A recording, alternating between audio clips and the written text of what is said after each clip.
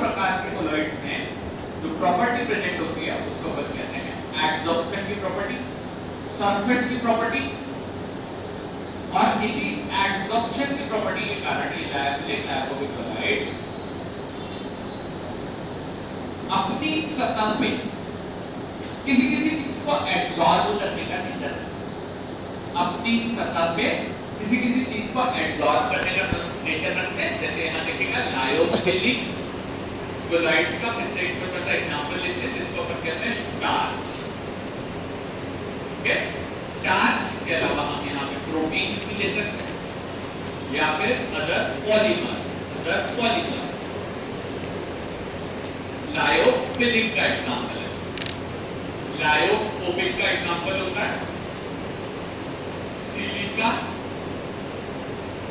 Ag, Au, etc. और association colloids के example होते हैं सरफेस एक्टिव एजेंट्स। ये तीनों एग्जांपल कोलॉइड्स। सर कोलॉइड्स की आवश्यकता क्यों है पढ़ने के लिए? क्योंकि भैया जब कभी हम किसी तरीके का फॉर्मुलेशन बना के मार्केट में भेजें फार्मास्यूटिकल इंडस्ट्री में, तो फार्मास्यूटिकल इंडस्ट्री में जो हमने प्रोडक्ट बनाया है, जब हमें हमारे ही प्रोडक्ट की प्रॉपर्टी नहीं पता रहेगी तो हम उसको कैसे प्रिवेंट करेंगे, कैसे स्टेबिलिटी बढ़ाएंगे और उसका क्या उपयोग करेंगे। इसीलिए हम आगे चल रहे हैं। यहाँ पे हमारा टॉपिक चल रहा है स्टार्च या पॉलीमर सिलिका, और यहाँ पे हम बात कर रहे हैं सरफेस एक्टिव एजेंट। ठीक है, एडसॉर्प्शन की प्रॉपर्टी क्या होती है बेटा? एक एग्जांपल के तौर पे सुनिएगा स्टार्च वैसे गेहूं में, चावल में, आलू में, आटे में और बढ़िया बेसन में भी प्रेजेंट होता है।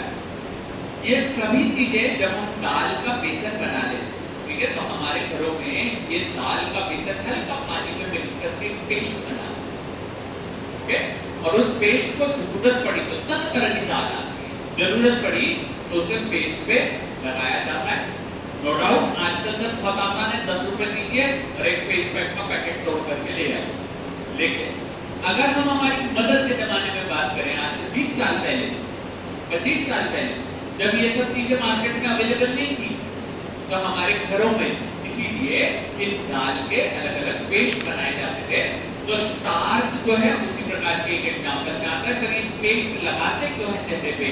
चेहरे पे ये पेस्ट लगाए जाते हैं डेड सेल्स, डस्ट, और कभी कभार जो पिंपल्स वगैरह हो जाते हैं जिनमें सीबम या माइक्रो ऑर्गेनिजम्स की ग्रोथ हो रही होगी, तो उनको हटाने के लिए इसे चेहरे पे लगाया जाता है। इसे सूखने के बाद जब ये सूख जाता है तो इस पे उन सब चीजों पर क्या हो जाता है? एडसॉर्प्शन। जब इनका एडसॉर्प्शन हो जाता है उस पे तो इसे धो करके निकाल लिया जाता है, जिससे कि हमारे चेहरे के पूरे डेड मटेरियल्स निकल। ठीक है, आजकल के आर्टिफिशियल चीजें भी ऐसी काम करती है, लेकिन ये नेचुरल चीजों के बारे में चर्चा कर रही है। दूसरा एग्जांपल इसी प्रकार का, ये एग्जांपल मैंने एक बार पहले भी बता चुके हैं, सिलिका। सिलिका का मीनिंग बता दो फिर से, मिट्टी। ठीक है, सिलिका का मतलब होता है मिट्टी, और मुल्तानी मिट्टी, ये वर्ड तो हमने भी सुना हुआ है, बहुत कॉमन है। आजकल इसको पीस करके पैकेट में बना करके बेचते हैं, 10 रुपए की मिट्टी, 5 रुपए की मिट्टी। ठीक है, तो ये जो मुल्तानी मिट्टी होती है, हालांकि इसके आते हैं स्टोन्स, और वो स्टोन ऐसे रहते हैं कि हल्का भीगने पे या उनको थोड़ा सा तोड़ टुकड़ों में टूट जाते हैं। जैसे कोई मिट्टी होती है, दबा देना तो टूट जाती है, उसी प्रकार की ये भी होती है।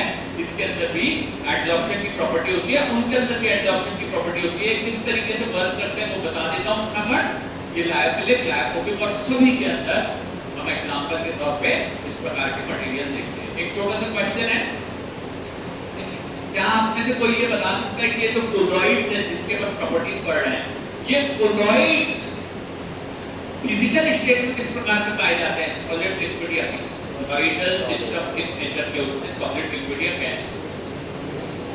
कोलॉइडल मटेरियल किस नेचर के होते हैं? सॉलिड, लिक्विड या? ठीक है बेटा, वेरी करेक्ट, बिल्कुल सही आंसर आपका। इसे फॉर्मुलेशन के कैसे अवेलेबल होते हैं? ये मार्केट में लिक्विड के प्रोडक्ट्स के अंदर आते हैं, हालांकि इसके सॉलिड और गैस के भी एग्जांपल अवेलेबल है। बहुत बढ़िया, आप में से कई लोग अगर डिओड्रेंट की बात करेंगे तो डिओड्रेंट भी जो है वो एक प्रकार के कोलॉइड्स। सर कैसे कोलॉइड? सुनो, इसमें से निकलती है गैस और उसमें से छोटे छोटे ड्रॉपलेट पानी के, लिक्विड के, ठीक है, और फिर वो हमारी सतह पे जाकर के हमारे स्वेट को बंद करने का काम करवाते हैं या फिर परफ्यूम के तरीके से फेंकने का काम करवाते हैं। तो हम बात करेंगे यहाँ पे बेसिकली जो फार्मेसी के अंदर लिक्विड आते हैं वो हम यहाँ पे कंटेनर के अंदर बात कर रहे हैं। इस प्रकार के मान लीजिए कि हम यहाँ पे एक प्रकार के इंजेक्शन की बात कर रहे हैं जिसको वायल्स कहा जाता है, ठीक है, वायल्स। क्या कोई ये बता सकता है कि वायल पूरी तरीके से कांच के होते हैं या ऊपर कोई रबर लगा होता है? उसको वायल कहते हैं या एम्पुल? कोई बात नहीं, ये जो जानकारी है ये फार्मेसी के बच्चों को होना चाहिए। पूरी तरीके से कांच के जो होते हैं वो एम्पुल कहलाते हैं और जिसपे ऊपर ढक्कन रबर के लगे रहते हैं उसको कहते हैं वायल्स, ठीक है।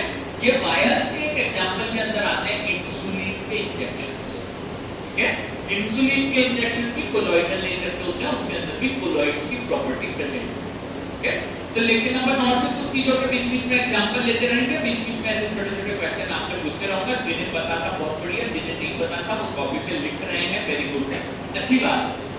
उन्होंने ये लिख लिया कि हाँ सर इसके अंदर जो प्रोडक्ट्स होते हैं वो किस प्रकार के होते हैं, बिल्कुल बढ़िया।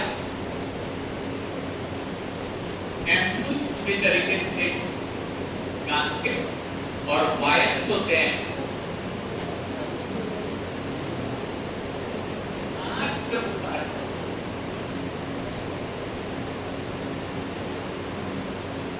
रबर क्लोजर्स के बने हुए, कांच के ऊपर रबर क्लोजर्स के बने हुए होते हैं। यहाँ हम बात कर रहे हैं, ये वाला स्ट्रक्चर मैंने फिर से एक बार बनाया है। ये ब्लैक कलर के पार्टिकल को मैं नाम दे रहा हूँ। इस पार्टिकल को मदद कीजिएगा, कहते हैं डिस्पर्जन मीडियम। सही या गलत? Good morning. ये काले कलर के पार्टिकल को कहते हैं डिस्पर्जन मीडियम। सही या गलत? वेरी गुड बेटा, बिल्कुल सही। आप लोग ये चीज मेरी बात ध्यान से सुन लो। किसी भी कॉम्पिटिटिव एग्जाम में 3 ऑप्शन गलत आए, कितने? और सही केवल एक ही होगा, ठीक है। और जरूरी नहीं है कि पहला ऑप्शन आपको हमेशा सही हो, तो आपको इस बात के लिए रेडी रहना पड़ेगा कि हो सकता है सर ये ऑप्शन गलत रहे, और कभी कभार पहला ऑप्शन भी सही होगा। तो इसलिए आपको एक्टिव बनना पड़ता है कि सर इतने सारे क्वेश्चन इसको किस प्रकार से सही करेंगे। आगे चल रहे हैं, हम यहाँ बात कर रहे हैं, ये जो हमारे ब्लैक कलर का पार्टिकल है, यहाँ इस ब्लैक कलर के पार्टिकल को हम कहेंगे डिस्पर्स्ड। वेरी गुड, बिल्कुल ठीक, डिस्पर्स्ड फेज। और फिर ये जो हमारा बाहर का एक्वस जैसा मटेरियल है, इसको क्या कहा जाएगा? डिस्पर्जन। Very good, medium. इसको अपन कहते हैं डिस्पर्जन मीडियम, ठीक है, बहुत बढ़िया, perfect. Dispersion medium, dispersed phase. Dispersion medium में नाम लिखते हैं हम वाटर या एक्वस मटेरियल का, वाटर या एक्वस मटेरियल का नाम लिखते हैं। अक्सर ये डिस्पर्स्ड फेज क्या हो सकता है? स्टार्च भी हो सकता है, सिल्वर भी हो सकता है, सिलिका भी हो सकती है, सरफेस एक्टिव एजेंट भी हो सकता है, कुछ भी हो सकता है, ठीक है। अब हम आगे चलते हैं, इसमें से एक डिस्पर्स्ड फेज का डायग्राम बनाएंगे। एक डिस्पर्स्ड फेज को मैं बिल्कुल एक्सप्लेन कर देता हूँ ये किस प्रकार से काम करता है, ठीक है। इसको यहाँ पे थोड़ा सा बेटा आप लोगों ने अगर लिख लिया हो, आपके पास अगर स्पेस हो तो थोड़ा सा और दूरी पे इसको बना लेना, कोई समस्या की बात नहीं है। काले कलर के पार्टिकल को इस प्रकार से मैंने बना लिया, इसके बीचों बीच में लिख दिया एस, एस सॉलिड, ठीक है, या एस ऐसे किसी प्रोडक्ट का जो कि कोलॉइडल नेचर का है, ठीक है। एक बात सुनिएगा फिर से सभी लोग, अगर कोई मटेरियल जैसे चीनी, अगर कोई मटेरियल जैसे चीनी पानी में घुल जाए, अगर कोई मटेरियल जैसे चीनी पानी में घुल जाए तो वो कोर्स डिस्पर्जन कहलाएगा, कोलॉइडल या मॉलिक्यूलर। बिल्कुल सही बात है, जो घुल गए वो मॉलिक्यूलर, जो बिल्कुल इनसॉल्युबल है, वेरी गुड, कोर्स मटेरियल कहलाएंगे, ठीक है। पुराना क्वेश्चन है, नए से लेना देना नहीं है, लेकिन फिर भी मैं फेवरेट है, मैंने एक बार पूछा है आपसे, कैल्शियम किस नेचर का? कैल्शियम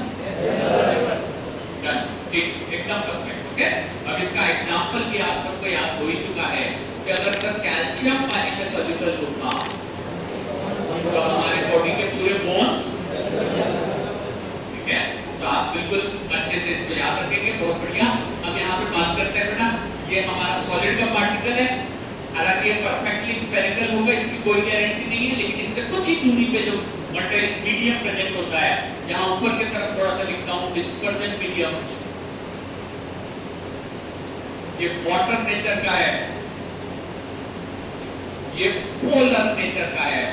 वाटर अपने आप में पोलर मॉलिक्यूल होता है, ठीक है, जिसको अपन H पॉजिटिव और OH नेगेटिव में कंसीडर कर सकते हैं, या जरूरत पड़ी तो ये H पॉजिटिव OH नेगेटिव दे देता है, ठीक है। ये पोलर नेचर का मटेरियल होता है, इसीलिए यहाँ पे दोनों प्रकार की आयंस प्रेजेंट होती है, दोनों प्रकार की आयंस यहाँ पे प्रेजेंट होती है, पॉजिटिव भी और नेगेटिव। ये आयंस H पॉजिटिव और OH नेगेटिव भी हो सकती है। इसके अलावा भी इसके अंदर कुछ प्रकार की हमारी आयंस हो सकती है। कौन सी आयंस हो सकती है, एक छोटा सा काम करते हैं बेटा, यहाँ पे मैं एक छोटा सा बेसिक कॉन्सेप्ट बना रहा हूं, आप लोग भी लिख लीजिएगा। एक छोटा सा बॉक्स बनाइएगा, एक छोटा सा बॉक्स बनाइएगा जिसमें हम लोग लिख रहे हैं बेसिक्स।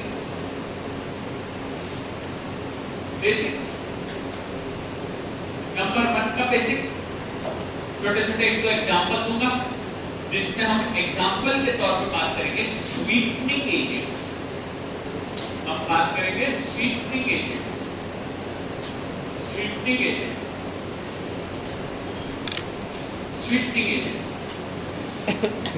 भैया बहुत ही सिंपल, फिर से क्वेश्चन पूछूंगा, जिन बच्चों ने नहीं दिया था वो लोग सभी बता देंगे कि भैया ये जो कोलॉइड्स होते हैं बेसिकली किस नेचर के हैं, सॉलिड, लिक्विड या गैस? कॉमनली किस नेचर के हैं? लिक्विड। और लिक्विड प्रोडक्ट्स ज्यादा से ज्यादा किसको दिए जाते हैं? पेडियाट्रिक आयोडाइड्स, ठीक है, पेडियाट्रिक एंड पेडियाट्रिक। बहुत बढ़िया, परफेक्ट आंसर। कोई बता सकता है पेडियाट्रिक क्या निकला? छोटे बच्चे, बिल्कुल ठीक, छोटे बच्चे, उनको अपन कहते हैं पेडियाट्रिक प्रोडक्ट्स, ओके। और जो बूढ़े होते हैं पेडियाट्रिक्स, बिल्कुल सही है। पीडियाट्रिक और पेडियाट्रिक्स में हम ज्यादातर लिक्विड प्रोडक्ट देते हैं। अगर हमारे प्रोडक्ट में स्वाद मीठा नहीं हो तो छोटे बच्चे लेंगे नॉन कॉम्प्लायंस, छोटे बच्चे मना कर देंगे कि हमें नहीं लेनी है दवाई, तीन बार दवाई देते रहेंगे क्या, तो हमें उसके अंदर डालने पड़ते हैं क्या? और स्वीटनिंग एजेंट दो प्रकार के होते हैं, एक होते हैं नेचुरल स्वीटनर्स, एक होते हैं नेचुरल स्वीटनर्स, और दूसरे नंबर पे होते हैं आर्टिफिशियल स्वीटनर्स।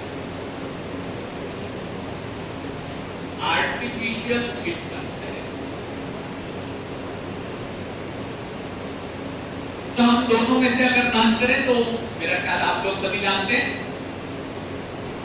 ये क्या होते हैं, आर्टिफिशियल है, जिनको मेरा किसी रिएक्शन के अंदर बनाया जाता है उसको अपन कहते हैं आर्टिफिशियल स्वीटनर, ठीक है। आप ये जानते हैं कि भैया 10 रुपए में इतनी सारी फ्रूटी दुकान वाले भैया बेचते हैं, ठीक है, और आम लेने जाओ तो ठीक है सर उसके तो क्या रेट है, और सबको तो 10 रुपए की फ्रूटी मिला देते हैं, क्यों? उसके अंदर बहुत सारी चीजें और सब कुछ मिलाने के बावजूद भी उसके अंदर नेचुरल चीजें कम और आर्टिफिशियल ज्यादा है। तो ये जो आर्टिफिशियल प्रोडक्ट हैं, ये प्रोडक्ट इतनी 140 करोड़ की जनता को हम अगर सभी चीजें नेचुरल देने लग जाएंगे तो उनके सबके रेट जो है वो आसमान तक पहुंच जाएंगे। इसीलिए आर्टिफिशियल चीजें बहुत अधिक बनाई जाती है, अपन आर्टिफिशियल चीजें उत्पादन करते हैं, लेकिन हमेशा यही रीजन नहीं रहता था। एक और रीजन है, ध्यान से सुनिए, जिसे हम कहते हैं अगर हमने हमेशा नेचुरल स्वीटनर डाला, नेचुरल स्वीटनर, तो डायबिटीज के पर्सन में ब्लड ग्लूकोज लेवल बढ़ जाएगा। तो क्या हम डायबिटीज के पेशेंट्स के लिए नेचुरल नहीं ले सकते, कौन सा लेना पड़ेगा? आर्टिफिशियल स्वीटनेस लेना पड़ेगा। इसके एग्जांपल में लिख देना, आर्टिफिशियल स्वीटनर के एग्जांपल में आता है सोडियम करेंगे। आर्टिफिशियल स्वीटनर के एग्जांपल में आता है sodium saccharine. Sodium saccharine artificial sweetener के एग्जांपल में आता है सोडियम सैक्रिन।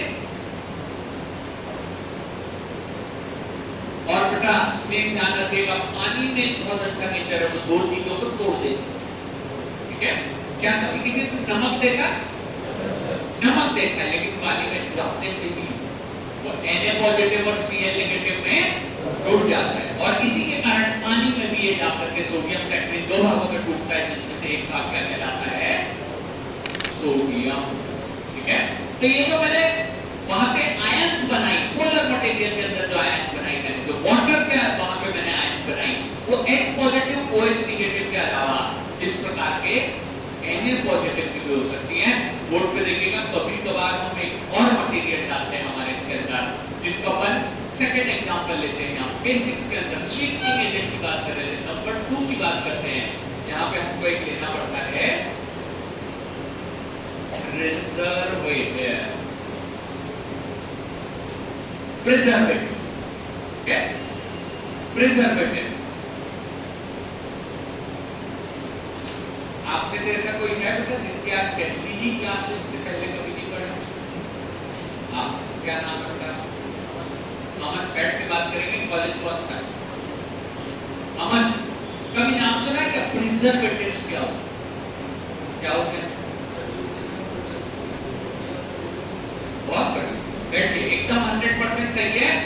अगर हमारे घर पे कोई टमाटो सॉस आ तो उसकी एक्सपायरी डेट 9 से 12 महीने, ठीक है। लेकिन घर पे बनी हुई टमाटर की चटनी 2-3 दिन में खराब हो जाती है। रीजन ये है, हाँ ऐसी गर्मी में तो सर सुबह टिफिन आता है, 10 बजे तक अंदर नहीं लो तो बिल्कुल सही बात है। कभी लेट उठे तो वो खाना खाने योग्य नहीं बचता। इसके लिए हमारे को मटेरियल को ठंड में रखना पड़ता है। अभी का तापमान एक्सेसिव है, इतनी गर्मी हम लोगों को 15-16 साल यहाँ रहते हो गए तो देखी नहीं, लेकिन कोई बात नहीं। मौसम हम इंसानों के कारण ही बदल रहा है, उसमें से हमारे ज्यादातर लोग रिस्पॉन्सिबल रहे तो भी भुगतना सभी को पड़ेगा। तो इसीलिए प्रिजर्वेटिव डाले जाते हैं मटेरियल्स में, ताकि वो मटेरियल खराब नहीं हो और सही बना रहे। ऐसे ही एक प्रिजर्वेटिव का एग्जांपल लिखिएगा क्या, इसको बोलते हैं सोडियम बेंजोएट। सोडियम बेंजोएट, इसे कहते हैं सोडियम बेंजोएट। इतनी सी पुड़िया में 10 रुपए की 5 रुपए की पुड़िया में किराना दुकान पे मिलता है। हमारे घर में जब मम्मी अचार बनाती है तो उसके अंदर जरूर डलवा देती है, क्योंकि सर उसमें अगर ये सोडियम बेंजोएट डाल देंगे तो वो साल 2 साल खराब नहीं होगा, इसके लिए उसके अंदर सोडियम बेंजोएट डालें। ये सोडियम बेंजोएट भी जब पानी के अंदर जाता है तो इस प्रकार की आयन दे देगा, Na+ आयंस, बिल्कुल सही है। ये आयंस भी हमारे वहां पे प्रेजेंट हो जाती हैं, प्रेजेंट रहती हैं। और तीसरा और आखिरी एग्जांपल यहाँ पे लिखेंगे, तीसरा और आखिरी एग्जांपल लिखेंगे कि कभी कभार हमारे को कोलॉइडल डिस्पर्जन के तौर पे आंखों की ड्रॉप बनानी पड़ती है, आई ड्रॉप, ठीक है। आई ड्रॉप जब अपन बनाते हैं ना, आई ड्रॉप, बेटा ये भी फार्मासिस्ट को ही बनानी पड़ेगी, इंजेक्शन भी फार्मासिस्ट को ही बनाने पड़ेंगे, सभी चीजें। तो इसके अंदर कभी कभार हमारे को डालने पड़ते हैं बेटा isotonic agent. Isotonic agent, isotonic agent, ठीक है। ये आइसोटोनिक एजेंट वो एजेंट होते हैं जो आंखों में ड्रॉप जाने के बाद जलन नहीं करते। अगर कोई ड्रॉप आइसोटोनिक नहीं होता तो आंखों में तेज जलन करता है, ठीक है। हो सकता है बचपन में कभी कभार हमारे घर पे हमारी आंखों में गुलाब जल डाला गया हो, ठीक है, लेकिन वो गुलाब जल काफी इरिटेटिंग हो, ठंडा बंद तो करता है, लेकिन जैसे ही जलते हैं तो आंखों में बहुत तेजी से जलन होती है। रीजन यही है कि वो नॉन आइसोटोनिक होते हैं, लेकिन आइसोटोनिसिटी हमारी आंखों की जलन ना हो इसके लिए उसके अंदर डाले जाते हैं। आइसोटोनिक एजेंट के अंदर हमारा एग्जांपल होता है NaCl की लिमिटेड क्वांटिटी, भरपूर क्वांटिटी नहीं कह सकते, इसके अंदर लिमिटेड क्वांटिटी होती है। और इसीलिए अगर हमने ये वाला कोलॉइड बनाया है तो इसी कोलॉइड के वाटर के अंदर हमको क्या देखने को मिल सकता है, Na पॉजिटिव और Cl नेगेटिव। ये सभी चीजें मिलकर के हमारे वाटर वाले सिस्टम में, जिसको कहते हैं पोलर या डिस्पर्जन मीडियम कहते हैं, वहां पे बहुत सारे आयंस बना है, ठीक है। लेकिन अब इन आयंस की एक नेचर होती है, इनकी एक प्रॉपर्टी होती है। यहाँ पे हम देखते हैं कोलॉइड्स की एक प्रॉपर्टी जिसमें हमने हाईलाइट करना चालू किया था, ये प्रॉपर्टी कौन सी है, एडसॉर्प्शन। लेकिन यहाँ पे ये वाला बॉक्स बंद कर दीजिए, खत्म हो चुका है। मैंने आपको कुछ ऐसे एग्जांपल बताए, ऐसे मैं 100 और एग्जांपल बता सकता हूँ, लेकिन अभी जरूरत नहीं है। जिन मटेरियल्स में चार्ज प्रेजेंट होते हैं, जिनके अंदर आयंस प्रेजेंट होती है, जो पानी में जाकर के कोई तो भी पॉजिटिव कोई तो भी नेगेटिव आयंस दे सकते हैं, ये कोई तो भी पॉजिटिव या कोई तो भी नेगेटिव आयंस दे सकते हैं। कभी कभार इनके अंदर और भी कुछ एग्जांपल्स आते हैं, उनके बारे में चर्चा करते रहेंगे। मुझे ऐसा लगता है कि केमिस्ट्री की आपकी कम से कम 3-4 क्लास तो होती है, ज्यादा हो गई तो फिर मुझे ऐसा लगता है एक टॉपिक आपने पढ़ा होगा जिसे कहते हैं NaCl केमिस्ट्री में। कोलॉजी नहीं बोल रहा, केमिस्ट्री में NaCl पढ़ चुके हो पक्का? एक छोटा सा काम करो, पैरासीटामोल बनाओ जल्दी से, स्ट्रक्चर बनाना पैरासीटामोल।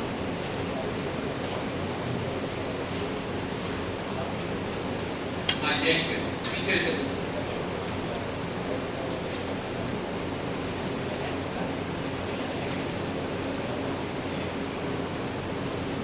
बढ़िया, बहुत जल्दी करते हैं। और इसमें छोटी सी गलती बैलेंसिंग, बाकी सब ठीक है, बढ़िया कर पाए, बहुत जल्दी बन गया इन लोगों। बाकी लोग विचार कर रहे हैं कि सर वो उस क्लास को नहीं आए थे, सर इस क्लास के बाद याद कर लेंगे सर, है ना। कौन बताएगा अभी? अच्छा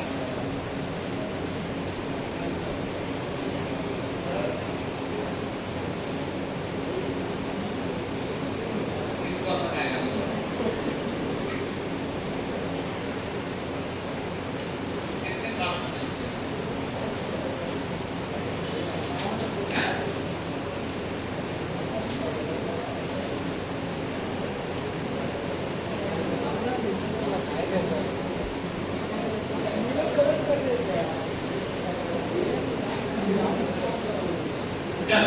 कोई बात नहीं, वैसे बेटा देख लो, एक बात बताऊंगा, हम सभी मेडिसिन वाले फार्मासिस्ट, मैं पहले भी एक बार बता चुका हूं आपको कि हम जो भी मेडिकल स्टोर खोलते हैं तो उसके ऊपर अपना नाम लिखवाते हैं, द केमिस्ट शॉप।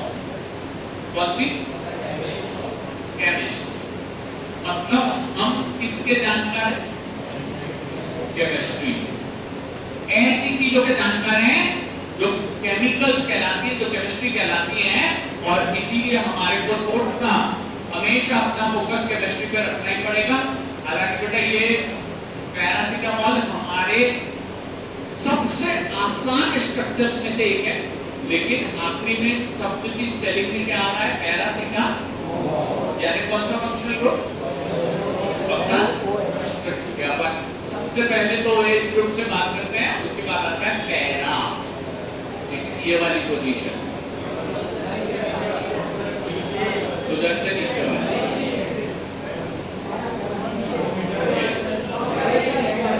चलो ठीक है, बढ़िया, एकदम सही। लेकिन एक चीज याद रखना बेटा, इसमें इसका दूसरा नाम होता है एसिड अमाइनोफेन।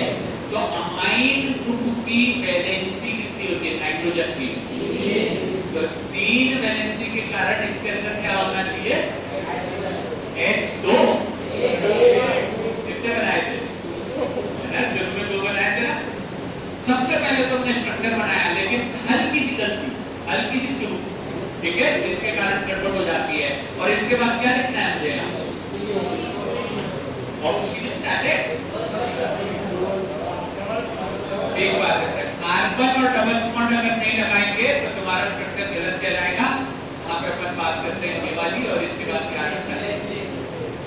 सीएस। बिल्कुल ठीक बात है, बिल्कुल ठीक बात है। मैं बहुत ज्यादा डीप में नहीं जाना, लेकिन एक चीज अपने सिर पे गांठ बांध लेना, किसी सीनियर की आवाज नहीं आनी चाहिए, दुनिया बनते जल्दी से बता दो कि ये NaCl's केमिकली किस नेचर के होते हैं, एसिडिक, बेसिक या न्यूट्रल? Basic neutral. NaCl's किस नेचर के होते हैं, एसिडिक, बेसिक या न्यूट्रल? कोई बात नहीं, अगर अभी सर ने नहीं पढ़ाया तो बिल्कुल आपको पढ़ा दिया जाएगा, प्लीज डोंट वरी। लेकिन अपनी कॉपी के सबसे ऊपर की लाइन में बड़े बड़े शब्दों में लिखना, all NaCl's are acidic in nature, all NaCl's are acidic in nature, सारे NaCl's एसिडिक नेचर के होते हैं, सारे NaCl's एसिडिक नेचर के होते हैं, सारे NaCl's एसिडिक नेचर के होते हैं। और किसी ने नहीं भी पढ़ाया तो हमारी मदद ने पढ़ाया, बेटा हाथ पर की गोली कभी भूखे पेट मत ले, पैरासीटामोल कितना ही बुखार हो, बोले बेटा 2 बिस्किट और दूध पी ले, या चाय के साथ थोड़ी सी कुछ टोस्ट ब्रेड खा ले, उसके बाद ही दवाई लेना, नहीं तो पेट में जलन मचेगी, पेट में जलन यानी एसिडिटी हो जाएगी, ठीक है? नो डाउट हमें हमारी मदद को पता सब कुछ है, बस वो फार्मेसी की लैंग्वेज नहीं जानती, बाकी सब कुछ उनको पता है कि ये एसिडिक दवाइयां हैं, इन दवाइयों को हम भूखे पेट नहीं ले सकते। ये पैरासिटामोल एसिडिक नेचर का है, ये तो हमारी मदद में भी बता रखा है, भूखे पेट मत ले, ठीक है? तो इसके लिए इन चीजों को आगे से आज के बाद ये जो स्टार लगा करके लिखा है हमेशा याद रखिएगा कि जितने भी NaCl के सारे एसिडिक नेचर के होते हैं। और एक बात बताओ, एसिडिक चीजें कौन सी आयंस दे देती है? कौन सी? बिल्कुल करेक्ट बेटा, ये H पॉजिटिव यहां से निकलता है, ठीक है? जिसको देखो कहते हैं एरोमेटिक अल्कोहल, कहले उसमें से H पॉजिटिव गया तो O पे नेगेटिव चार्ज आ जाता है, और ये H पॉजिटिव भी यहां पे देखना आयन बनाने, ठीक है? तो पैरासिटामोल जैसी चीजें भी इसके अंदर आयन बना देती हैं, और इसके अंदर बहुत सारी जितने भी एक्टिवेट डाले जाते हैं वो सारे के सारे इस प्रकार से आयन बना लेते हैं। पैरासिटामोल एक एग्जांपल था जो वहां पे जाकर के वापस से अपने आयंस को बना देते हैं, ठीक है? अब आगे चलते हैं, इसको मैं यहाँ पे रब कर देता हूँ। पैरासिटामोल आप पढ़ चुके थे, इसमें आपका छोटा सा टेस्ट भी हो गया कि कितने बच्चों को वो वाली क्लास का पैरासिटामोल स्ट्रक्चर याद है। बाकी बहुत सारी चीजें आपको आती हैं, लेकिन बेटा केमिस्ट्री को स्ट्रॉन्ग बनाना बहुत आवश्यक है, इससे आगे भी बहुत सारी चीजें जुड़ी हुई हैं। आगे बढ़ते हैं, यहाँ देखिएगा बोर्ड पे ये हमारा जो S कलर का पार्टिकल है, इस पार्टिकल से थोड़ी सी दूरी पे एक मीडियम है जिसका नाम है वाटर, और यहाँ पे बहुत सारी आयंस प्रेजेंट, ठीक है? अब देखिए आज की क्लास में मैंने 3 प्रकार के कोलॉइड्स बताए थे। पहला कौन सा? डायोफिलिक, नंबर 2, नंबर 3। अच्छा, एडसॉर्प्शन की प्रॉपर्टी तीनों से किसमें होती है? Very good, all of the above. चौथा ऑप्शन देखना पड़ेगा, बिल्कुल सही है, तीनों भी एडसॉर्ब करते हैं। और इसके अंदर कभी कभार एक प्रकार का यहाँ पे मटेरियल, देखिए सेकंड वाला लायोफोबिक, लायोफोबिक का दूसरा एग्जांपल क्या देखना क्या है? हम थोड़ा केमिस्ट्री के बच्चे थोड़ा एक्टिवेट होता हूं, फटाफट जल्दी से बता दो, सिल्वर पे क्या चार्ज होता है? कौन सा? पक्का? एकदम सही है बेटा, सिल्वर पे पॉजिटिव चार्ज होता है, और यहाँ पे चार्जेस की भरमार, ठीक है? यहाँ पे चार्जेस की कोई भी कमी नहीं है। आप में से कोई ये बता सकता है क्या कि अपोजिट चार्जेस एक दूसरे को, अपोजिट चार्जेस एक दूसरे को पक्का? तो इसीलिए ये सिल्वर क्या करेगा? हाँ, चार्जेस कोई सी भी हो, नेगेटिव चार्जेस को अपने तरफ, और ठीक है, ये कहां से आई सर? ये जो मीडियम था ना उसके अंदर आ गई थी, कहां से?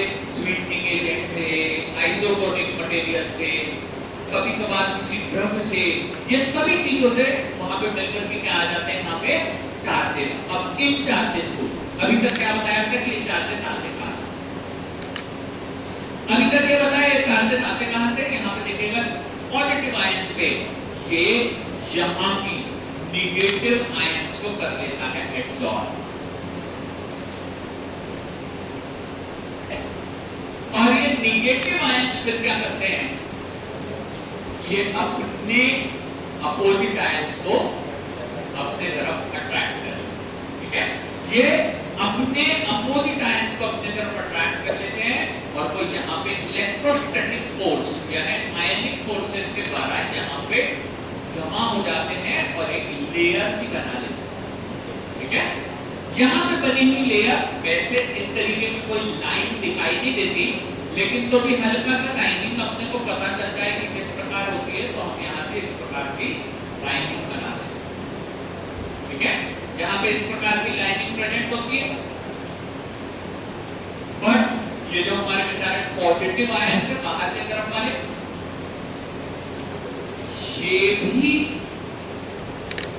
अपने ही जैसे नेगेटिवली चार्ज आयंस को अट्रैक्ट करते हैं और अट्रैक्शन के कारण वो उसको अपने ऊपर एक लेयर बना लेते हैं, लेकिन यहाँ पे अंदर के बजाय थोड़ा सा अट्रैक्टिव फोर्स कम हो जाता है।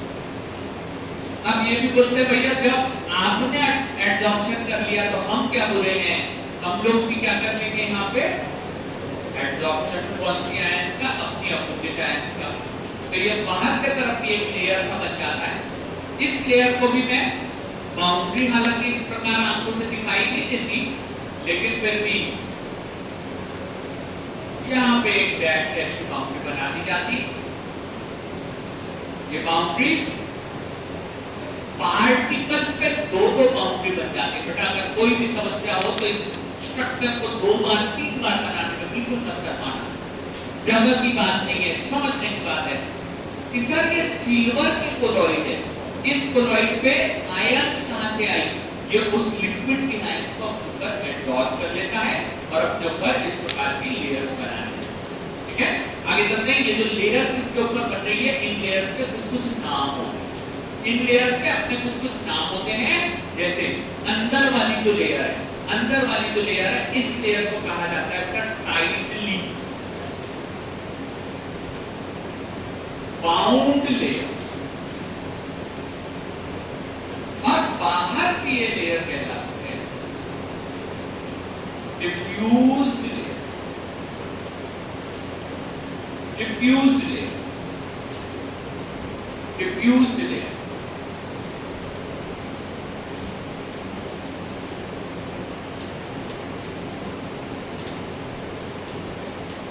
सुनिए भैया, इसका एक एग्जांपल सुन लीजिए, बहुत ही सिंपल सा है कि मान लीजिए आप में से कुछ लोग जो भोपाल से बाहर से भोपाल पढ़ने आए हैं, ये अपने किसी को भी गांव वाले या रिलेटिव के रूम में रहने लगे, ठीक है।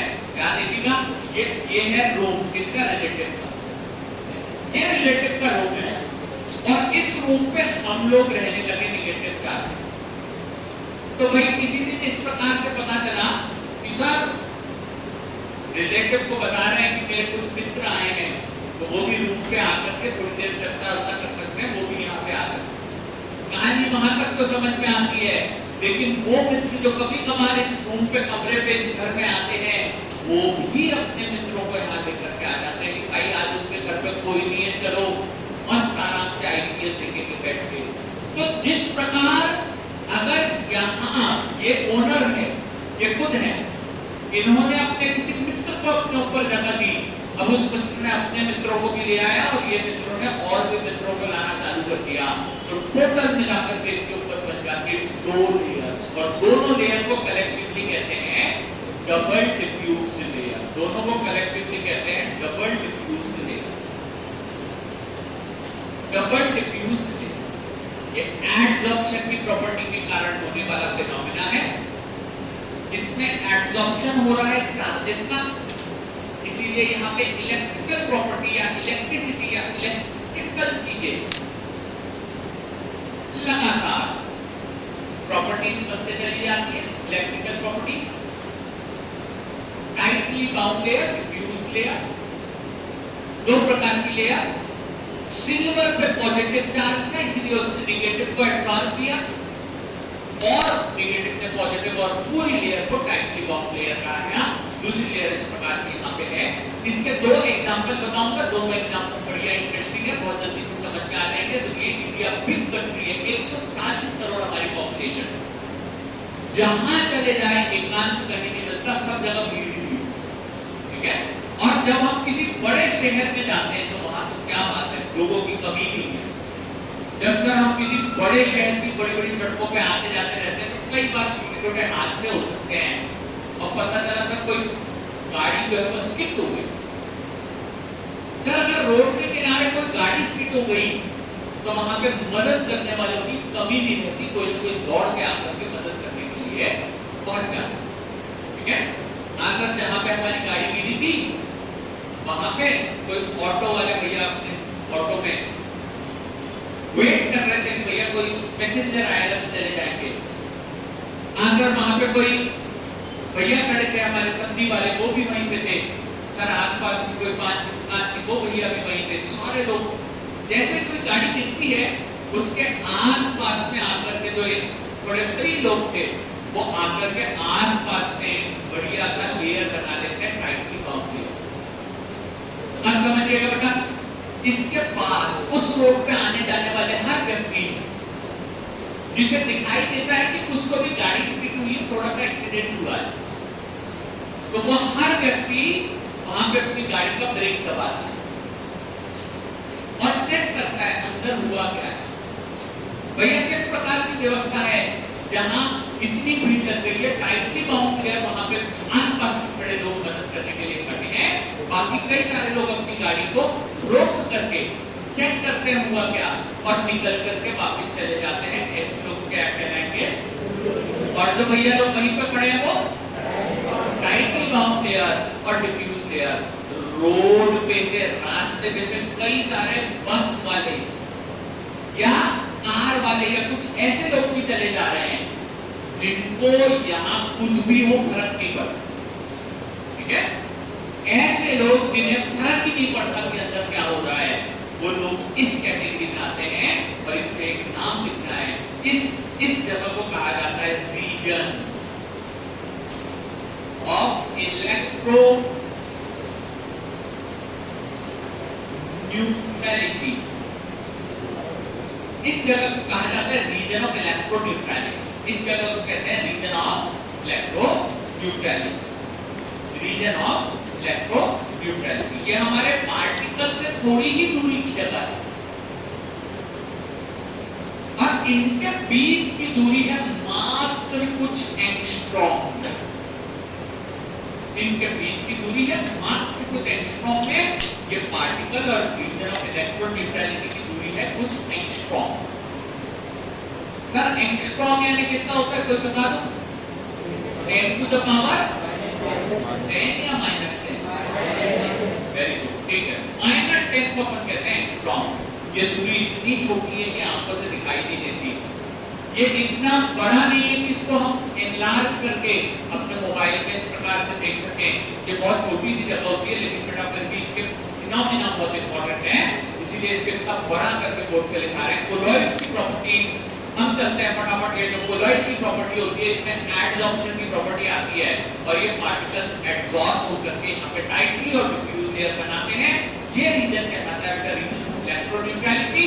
यहाँ पे लोगों को कोई फर्क ही नहीं पड़ता, अंदर कोई गाड़ी गिरी है, कोई स्किड हुआ है, क्या हुआ है, कोई फर्क नहीं पड़ता। कुछ पार्टिकल यहाँ आते हैं चले जाते हैं, डिफ्यूज लेयर कहलाती है। कुछ लोग बहुत अच्छे हैं, वहीं पे ईमानदारी से मदद करते हैं, टाइटली बाउंड लेयर कहलाती है और ये कहलाता है रीजन ऑफ इलेक्ट्रोन्यूट्रलिटी, ठीक है। एक एग्जांपल गाड़ी स्किड होने वाला लगभग कंप्लीट हुआ। दूसरे एग्जांपल की चर्चा करूंगा, ध्यान से सुन लीजिए। ये इंपॉर्टेंट कॉन्सेप्ट है, ये कॉन्सेप्ट आपको 9 तक बहुत काम में आएगा। क्योंकि सुनो, अभी मैंने बताया कोलॉइडल पार्टिकल्स का साइज रेंज कितना होता है, नैनो रेंज में, ठीक है। प्लीज ध्यान रखना, दुनिया आजकल नैनो पे ही जा रही है। आप जानते हैं, आपने सुना होगा कि आजकल मोबाइल पे लगने वाले सिम सारे के सारे नैनो साइज के होते हैं, ठीक है। शायद जब स्कूल में थे तब बड़े बड़े सिम लगते थे और एकदम पुराने फोनों में बड़े बड़े सिम लगते थे। आजकल उनके सबके साइज छोटे हो चुके हैं। हम यहाँ बोर्ड पे बात कर रहे हैं वापस से, सर ये नैनो पार्टिकल्स है, इसलिए कॉन्सेप्ट बहुत अधिक आवश्यक है। दूसरा एक एग्जांपल सुनिए ना, हमारे भोपाल का एक सबसे फेमस मार्केट है न्यू मार्केट, ठीक है, यहाँ से थोड़ा दूर है लेकिन फिर भी न्यू मार्केट हमारे भोपाल में बड़ा फेमस है। वहां पे लोग जाते हैं सस्ती चीजें लेने, लेकिन वो भैया बोलते हैं 100 रुपए, अब भी बढ़िया 30 रुपए, ठीक है। चालू होती है जब बातचीत तो बीच में कहीं कभी 50 रुपए पे सेटिंग हो जाती है। वो भैया हमसे पहले से वहां बैठे, उनको बताया हमारा आने वाला इसी प्रकार से बातचीत करेगा, तो वो अगले बार 100 का 150 बता, ठीक है, नो डाउट। हम यहाँ पे केवल एग्जांपल की बात इसलिए कर रहे हैं, न्यू मार्केट में कभी कभार एक भैया नीचे दुकान लेकर के बैठ जाते हैं, ठीक है, और वो दुकान अगर होती है लेडीज चप्पल की, ठीक है, तो मेरा ख्याल बाकी ये बच्चियां लोग सब समझ चुकी हैं कि सर जैसे ही वहां पे लेडीज पर्स या लेडीज चप्पल की दुकान लगती है तो आस पास में सारी लेडीज बना करके कैसा घेरा खड़े हो जाती है, तुमको बड़ा पता है, टाइटली बाउंड लेयर बना करके खड़े हो जाती है। लेकिन न्यू मार्केट में आने वाली हर लेडीज को वो चप्पलें देखनी जरूरी, ठीक है। ये बात लगा कि कोई अभी आई है तो क्या बोलते हैं, उनके फ्रेंड्स एंड फैमिली घर वाले सब साथ में हैं, तो बोलते हैं नहीं भैया पहले जो जरूरी काम है वो कर लो, चप्पलें बाद में देख लेना। तो कई सारी लेडीज पहले इस लेयर से झांक करके जरूर देखती हैं भैया क्या दुकान लगी है, चाहे इस प्रकार की चीज, ठीक है। पर्स भी होगा तो हर पर्स को चेक किया जाएगा, कितनी चेन है, कितना किस तरीके का बक्कल लगा है, सारी चीजें चेक हुई। और इसके आसपास की जो लेयर होती है, टाइटली बाउंड लेयर होती है, बाकी की जो लेडीज होती है वो डिफ्यूज्ड लेयर से झांक करके चली जाती है आगे। ऐसा रेयरली होता है कि किसी को कोई लेना देना नहीं, ठीक है। हाँ, ये रीजन जिसके पार्टिकल्स उनसे कोई लेना देना नहीं रहता, इसको कहते हैं रीजन ऑफ इलेक्ट्रो। इससे चार्जेस से कोई लेना देना नहीं है, लेकिन यहाँ पे चार्जेस बहुत अधिक है, ठीक है। तो ये जो चार्जेस है ये बिल्कुल आसानी से समझ में आने वाला एग्जांपल है, जिसमें जो पार्टिकल है उसके आसपास जितनी भी लेयर बनी हुई है वो कहलाती है टाइटली बाउंड लेयर, और उसके थोड़ा दूर पे जो पार्टिकल्स आ जाकर के चले जा रहे हैं वो कहलाते हैं सारे के सारे कौन सी लेयर, डिफ्यूज्ड लेयर। और ये दोनों लेयर मिला करके क्या कहलाते हैं, और ये दोनों स्टेबिलिटी ऑफ पार्टिकल के लिए इंपॉर्टेंट। लेकिन पहले चलते हैं अपन यहाँ पे जो अपन प्रॉपर्टीज की बात कर रहे थे, इन प्रॉपर्टीज को कहा जाता है एब्जॉर्प्शन की प्रॉपर्टीज, और इन्हीं एब्जॉर्प्शन की प्रॉपर्टीज को यहाँ पे थोड़ा सा 2 मिनट डिस्कस कर लेते हैं। इन्हीं प्रॉपर्टीज के कारण यहाँ पे दूसरे प्रकार की प्रॉपर्टीज आ जाती, नंबर हम बस चेंज करेंगे, यहाँ सेकंड प्रॉपर्टी आ जाती है जिसको कहा जाता है हमारी electrical properties of the colloids. उनको कहा जाएगा electrical properties of the colloids, electrical properties of the colloid. इसके अंदर एक कॉमन वर्ड जिसे कहा जाता है पोटेंशियल, पोटेंशियल, ठीक है। अब अपन इलेक्ट्रिसिटी पे पहुंचकर क्लास 11 ज्यादा डीप में नहीं जाएंगे। पोटेंशियल का मतलब होता है difference in the charges, difference in the charges, difference in the charges. और अगर इन डिफरेंस के अलावा अपन चार्ज की डेंसिटी की भी बात करें, आसपास प्रेजेंट होने वाले घनत्व की बात करें, डेंसिटी की बात करें, तो मेरे ख्याल सब लोग डेंसिटी के बारे में जानते हैं। एक बात बताइए, ज्यादा भीड़ कहाँ पे लगती है, न्यू मार्केट में या टीवी मॉल में? हाँ सर, डेंसिटी बहुत ज्यादा है, बहुत सारे लोग इतनी सी जगह में प्रेजेंट रहते हैं तो वहां पे डेंसिटी ज्यादा हो जाती है। अब मुझे ये बताइए, एक रीजन है रीजन ऑफ इलेक्ट्रोन्यूट्रलिटी और दूसरा रीजन है पार्टिकल की सरफेस। आपके हिसाब से कहां पे ज्यादा डेंसिटी है? हाँ जी, पार्टिकल की सरफेस पे ज्यादा डेंसिटी है, वहीं पे ज्यादातर पार्टिकल्स हमारे अवेलेबल हैं।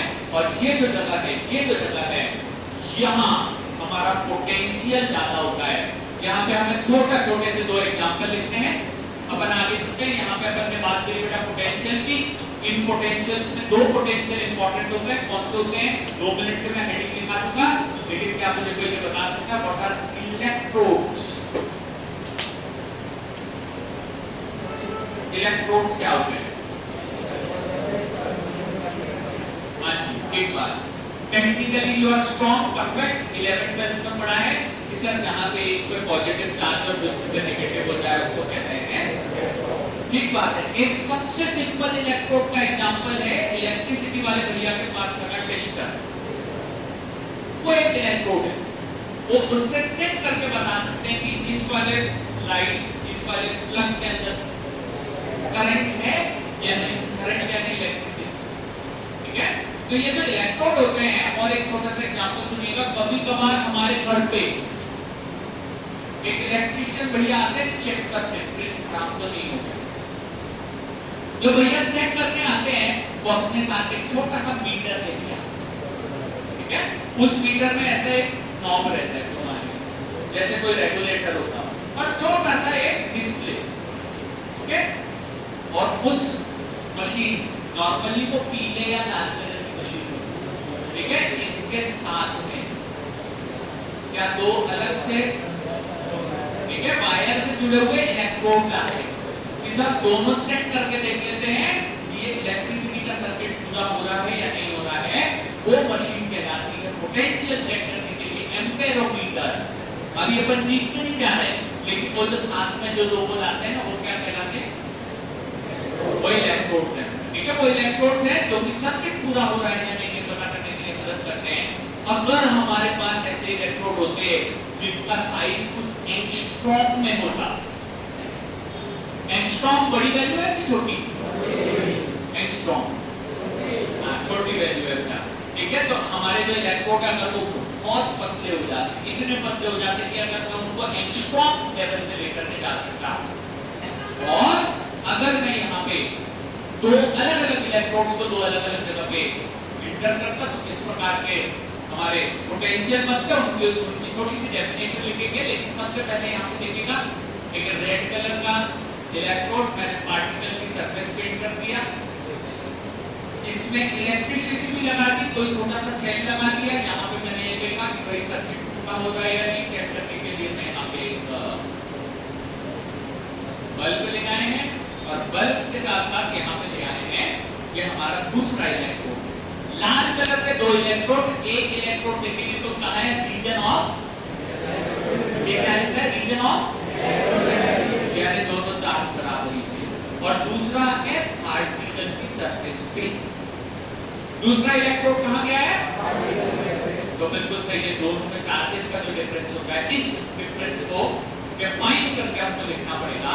इस हमारे पोटेंशियल को कहा जाता है नॉन्स पोटेंशियल। ठीक है, यहां पे लिखेंगे इस पोटेंशियल को कहते हैं नॉन्स। ये जो दूसरा एन है इसको साइलेंटली प्रोनाउंस किया जाता है। हम इंडियंस कुछ भी प्रोनाउंस करें हम चलता है, हमें बस समझ में आना चाहिए कि चीजें क्या है। अब यहाँ पे बात कर रहे हैं नॉन्स पोटेंशियल, नॉन्स पोटेंशियल। ठीक है, लेकिन बेटा दूसरे कलर से बनाता हूँ। अगर मैं इस इलेक्ट्रोड को रीजन ऑफ इलेक्ट्रोन्यूट्रलिटी से कंपेयर करके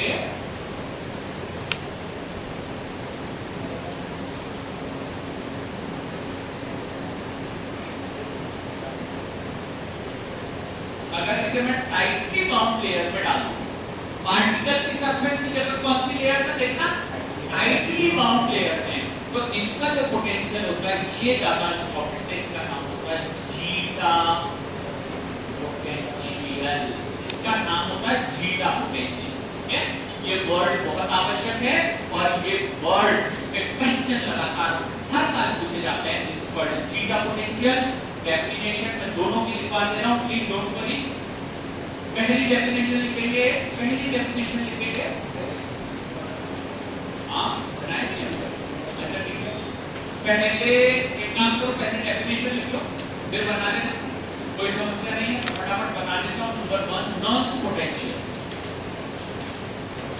नर्स पोटेंशियल, ठीक है, स्पेलिंग देख करके लिख लो, कोई समस्या नहीं। नर्स पोटेंशियल आगे टेस्ट लगा करके लिखिएगा। It is the potential difference between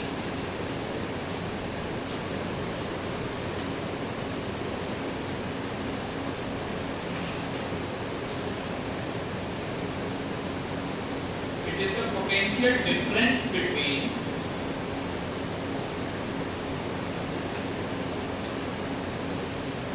region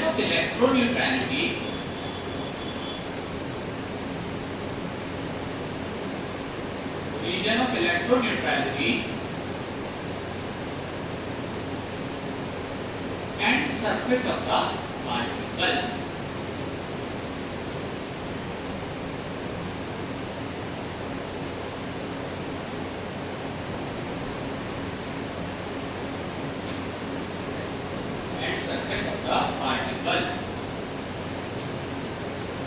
full stop लगा दीजिएगा।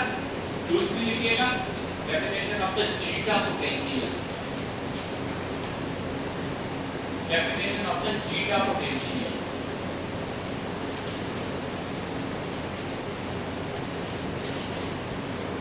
It is the potential difference between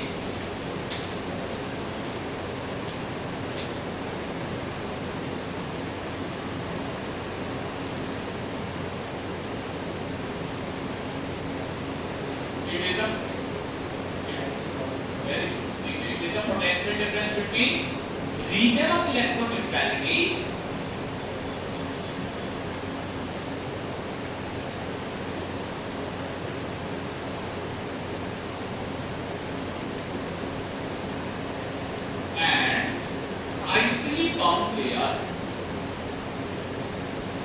and tightly bound layer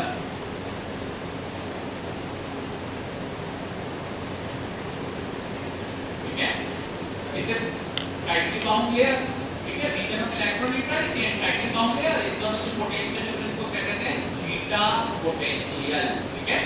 यहाँ तक ये पूरा पोर्शन कंप्लीट हुआ, लेकिन इनकी दोनों की एक डेफिनेशन और लिखना है, एक डेफिनेशन। तो बोर्ड पे देख करके एक बात बताएंगे, इतनी देर में क्या हुआ? सुनना बेटा मेरी बात है छोटी सी।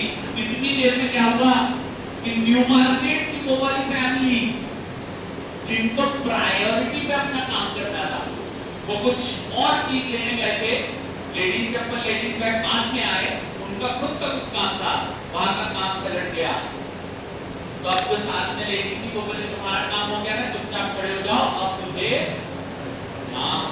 चप्पल सेट करनी है। तो एक बात बताइए बेटा, 2 मिनट से बना लेना, कहते समझ लो इसको, मैं दूंगा, समझ लूंगा, ठीक है। समझ लो बेटा कि ये जो लेडी है जो अब चप्पल देखने के लिए या हमारे पर्स देखने के लिए जाना चाहती हैं, क्या देखिएगा, ये वाली पॉजिटिव चार्ज है, नेगेटिव चार्ज है, कुछ तो भी चार्ज। एक बात बताइए, क्या ये लेडी ऐसे बिना किसी वर्क डन के आराम से पार्टिकल के अंदर जा सकती है? चीजें देखने चली जाएंगी ऐसे। अब उसके पास कुछ काम नहीं है, लेकिन आसपास की जो लेडीज खड़ी है वो क्या जाने देंगी अंदर? अरे लेडीज कभी जाती है कि भैया दुकान खत्म हो जाएगी। और सबसे बड़ी समस्या तो ये है, सारी चीजें चेक होने के बाद भी एक भी ठीक है टिकेगी यानी कोई गारंटी नहीं है। बेटा सही कहा, एक आध दो लॉजिक ऐसे आ जाते हैं बीच में, लेकिन सही बात तो ये है कि सर ये कहीं नहीं जाते, सबके सबको वहां जाना है। और अगर इन्हें नाटक जाना है तो सब वर्क डन इज कुछ ना कुछ वर्क डन करना पड़ेगा। अगर वर्क डन इस सिंगल यूनिट चार्ज को ले जाने में, सरफेस तक ले जाने के लिए जो वर्क डन किया जाता है उसे कहते हैं मास पोटेंशियल। और अगर वो वर्क डन केवल यूटाइटली बाउंडेड करना पाया जाए तो उसे क्या कहा जाता है? It's called as zeta potential. ठीक है, फिर से लिखेंगे डेफिनेशन, फिर से लिखेंगे सबसे पहले नर्स पोटेंशियल की डेफिनेशन लिखेंगे। Definition of nurse potential is the work done required।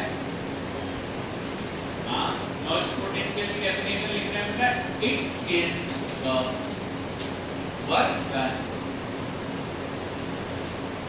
is the work done required to carry, is the work done required to carry single unit charge, carry single unit charge from the region of electroneutrality, single unit charge from the region of electroneutrality, from the region of electroneutrality to the particle surface.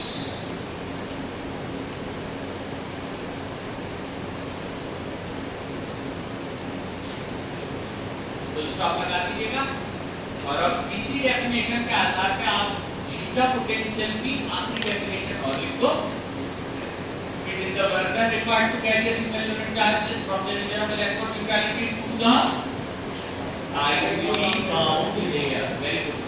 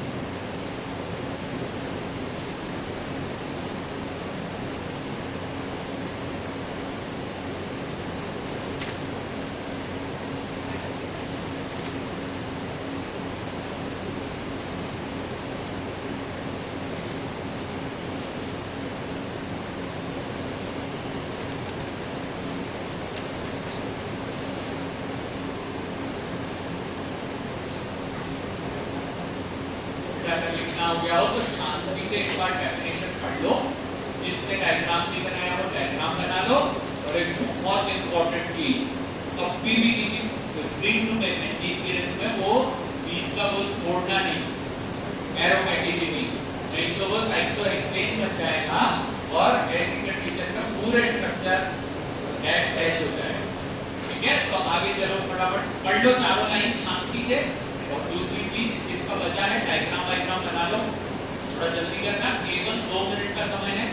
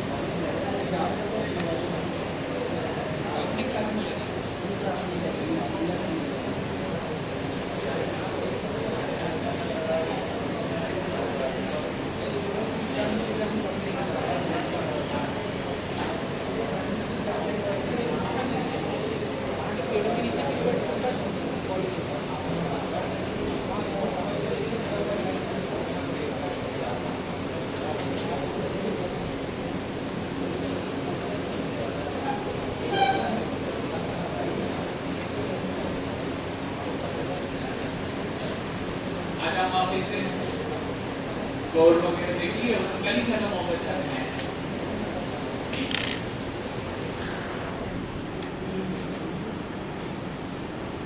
अब क्या मतलब world cup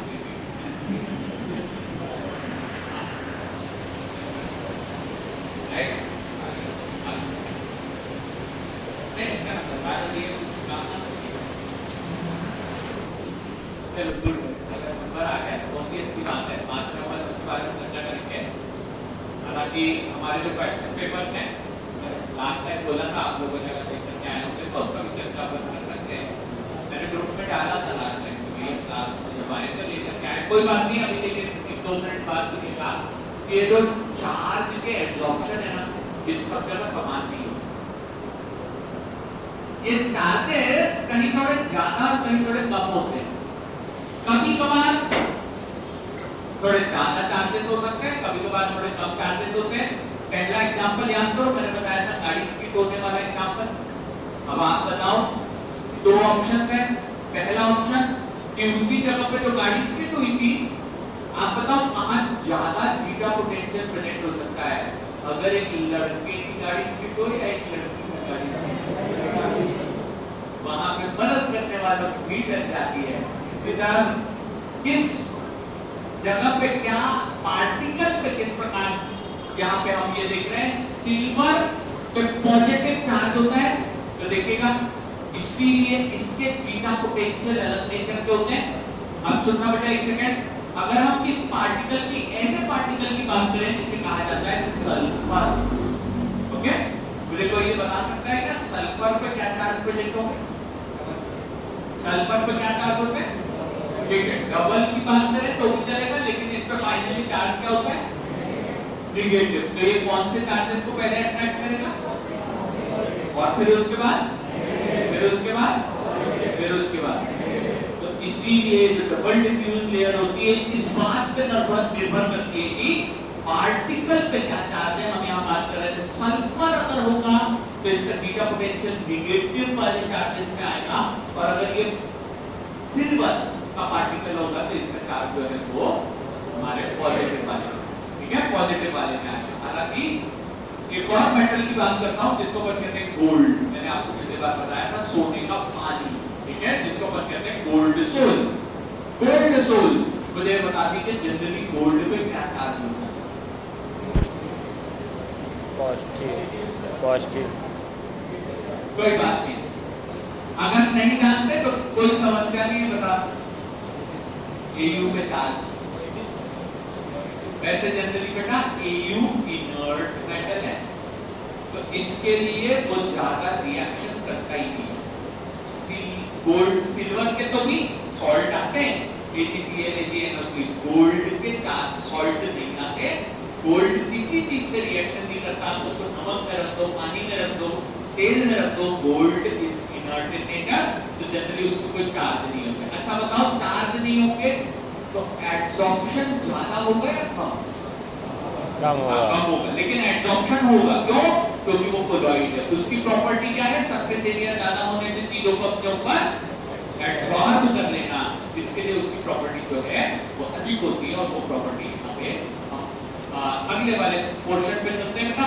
यहाँ पे हमने इसके example ले लिए, मैंने आपको ये भी बता दिया कि हमेशा सिल्वर का पॉजिटिव चार्ज होता है, लेकिन हर कोलॉइड पे पॉजिटिव चार्ज होगा ऐसा नहीं है, कई सारे कोलॉइड पे नेगेटिव चार्जेस भी होते हैं। जैसे यहाँ पे बात कर रहे थे सल्फर की, सल्फर पे नेगेटिव चार्ज हो सकते हैं, और भी कई सारे ऐसे मटेरियल है जिन पे नेगेटिव चार्ज हो सकते हैं। चैलेंजिंग क्वेश्चन है, ध्यान से सुनकर के आंसर देना कि एड्सॉर्प्शन की प्रॉपर्टीज कौन से टाइप के डिस्पर्जन में प्रेजेंट होती है? कॉपी पलटो, सभी कॉपी पलटो, क्वेश्चन फिर से सुनो, आज की नहीं पिछली क्लास में, पिछली क्लास में इसमें डिस्पर्जन के टाइप्स देखे थे, पिछली क्लास सही बता दे, इसमें डिस्पर्जन के टाइप्स देखते हैं। वो वाले पेज पे आ जाओ, मैं एक बात बताओ, एड्सॉर्प्शन की प्रॉपर्टी इसमें प्रेजेंट होती है। एड्सॉर्प्शन की property, types of dispersion, molecular, colloidal या कोर्स डिस्पर्जन।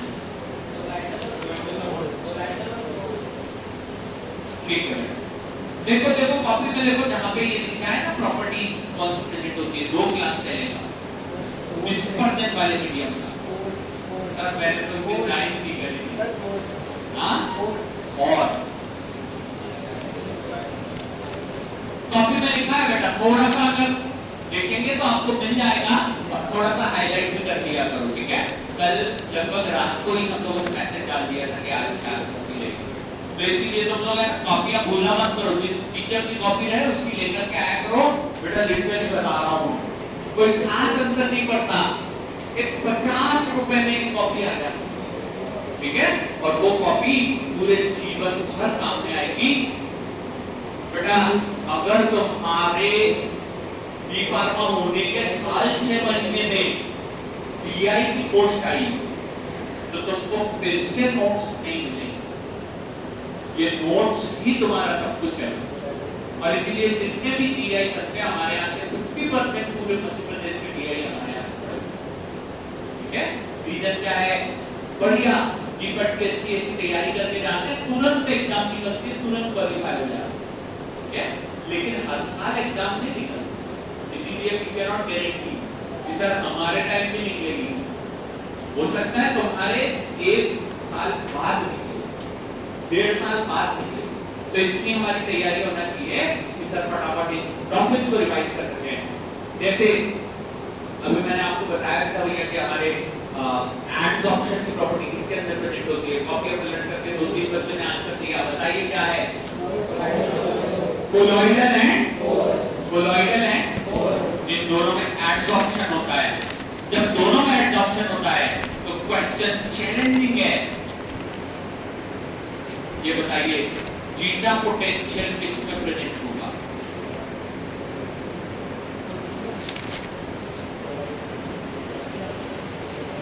क्वेश्चन रिपीट करता हूं, good morning, good afternoon, good evening, थोड़ा जागे फटाफट ध्यान इधर दीजिएगा कि एडसॉर्प्शन की प्रॉपर्टी 2 चीजों में प्रेजेंट होती है, एक में कोलॉइडल, एक में कोर्स। मेरा क्वेश्चन ये है जीटा पोटेंशियल किसमें प्रेजेंट होगा?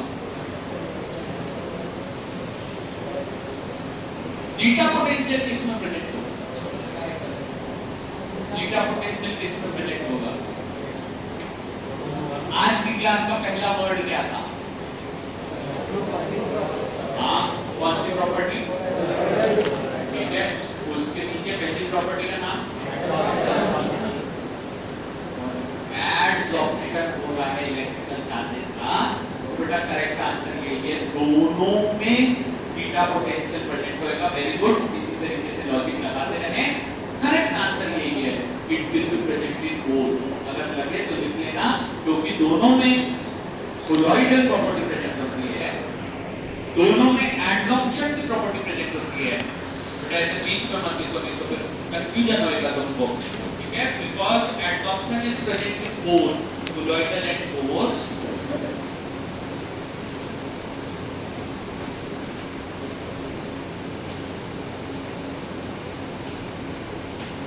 डिक्टेट करूं क्या? लिख रहे हो तो dictate. Colloids and course dispersion, colloid and coarse dispersion both have adsorption properties.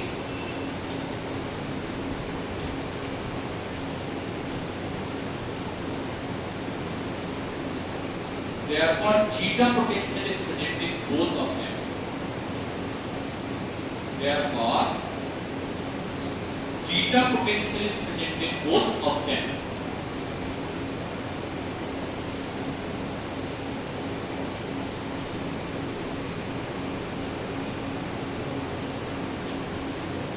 चलिए अगला छोटा सा हेडिंग क्या लेंगे? Stability of the colloids. Stability of the colloids ये बेटा इलेक्ट्रिकल प्रॉपर्टीज के अंदर ही है, कोलॉइड्स की प्रॉपर्टी ही पढ़ रहे हैं। तीसरा नंबर डाल करके लिखना है stability of the colloids. Stability of the colloids, stability of the colloids. Numbering ध्यान से कर लेना। आज का पहले नंबरिंग करवाया था एडसॉर्प्शन या सरफेस की प्रॉपर्टीज, दूसरे नंबर पे मैंने लिखवाया आपको इलेक्ट्रिकल प्रॉपर्टीज, और तीसरे नंबर पे लिखवा रहा हूं stability of the colloids. Numbering ढूंढ लेना, चेक कर लेना, भाई छुट्टी हो तो सही कर लेना। और यकीन मानो 50% टाइम ऐसा हो नहीं सकता कि तुम सोच के जाओ कि सर आज रफ में लिख लेता हूँ, घर जाकर के पेयर कर लूंगा। मोर देन 50% टाइम अपन कर ही नहीं पाते, ठीक है? ज्यादातर समय भूल जाते हैं, काम रहते हैं, दूसरी चीजें रहती है, रील सेट करनी रहती है, तो बाकी सब छूट जाता है। इसीलिए अपन फटाफट करते हैं स्टेबिलिटी ऑफ द कोलॉइड्स। अब बेटा वापस से चलो पहले दिन वाली क्लास का पेज खोलो, 1 मिनट। पहले दिन वाली उस क्लास का पेज खोलिए जिस क्लास में अपन ने कोर्स कोलॉइडल और हमारे मॉलिक्यूलर डिस्पर्जन लिखे हुए हैं। क्योंकि एक बार देख के बताओ ना, इनमें से ऐसा कौन है जिसमें ब्राउनियन मूवमेंट हो?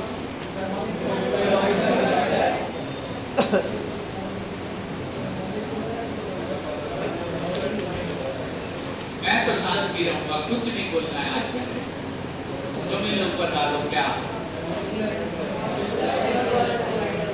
हाँ, वेरी गुड। इसीलिए पढ़ना आवश्यक है। 15 दिन पहले पढ़ाया था लेकिन भूल जाते हो।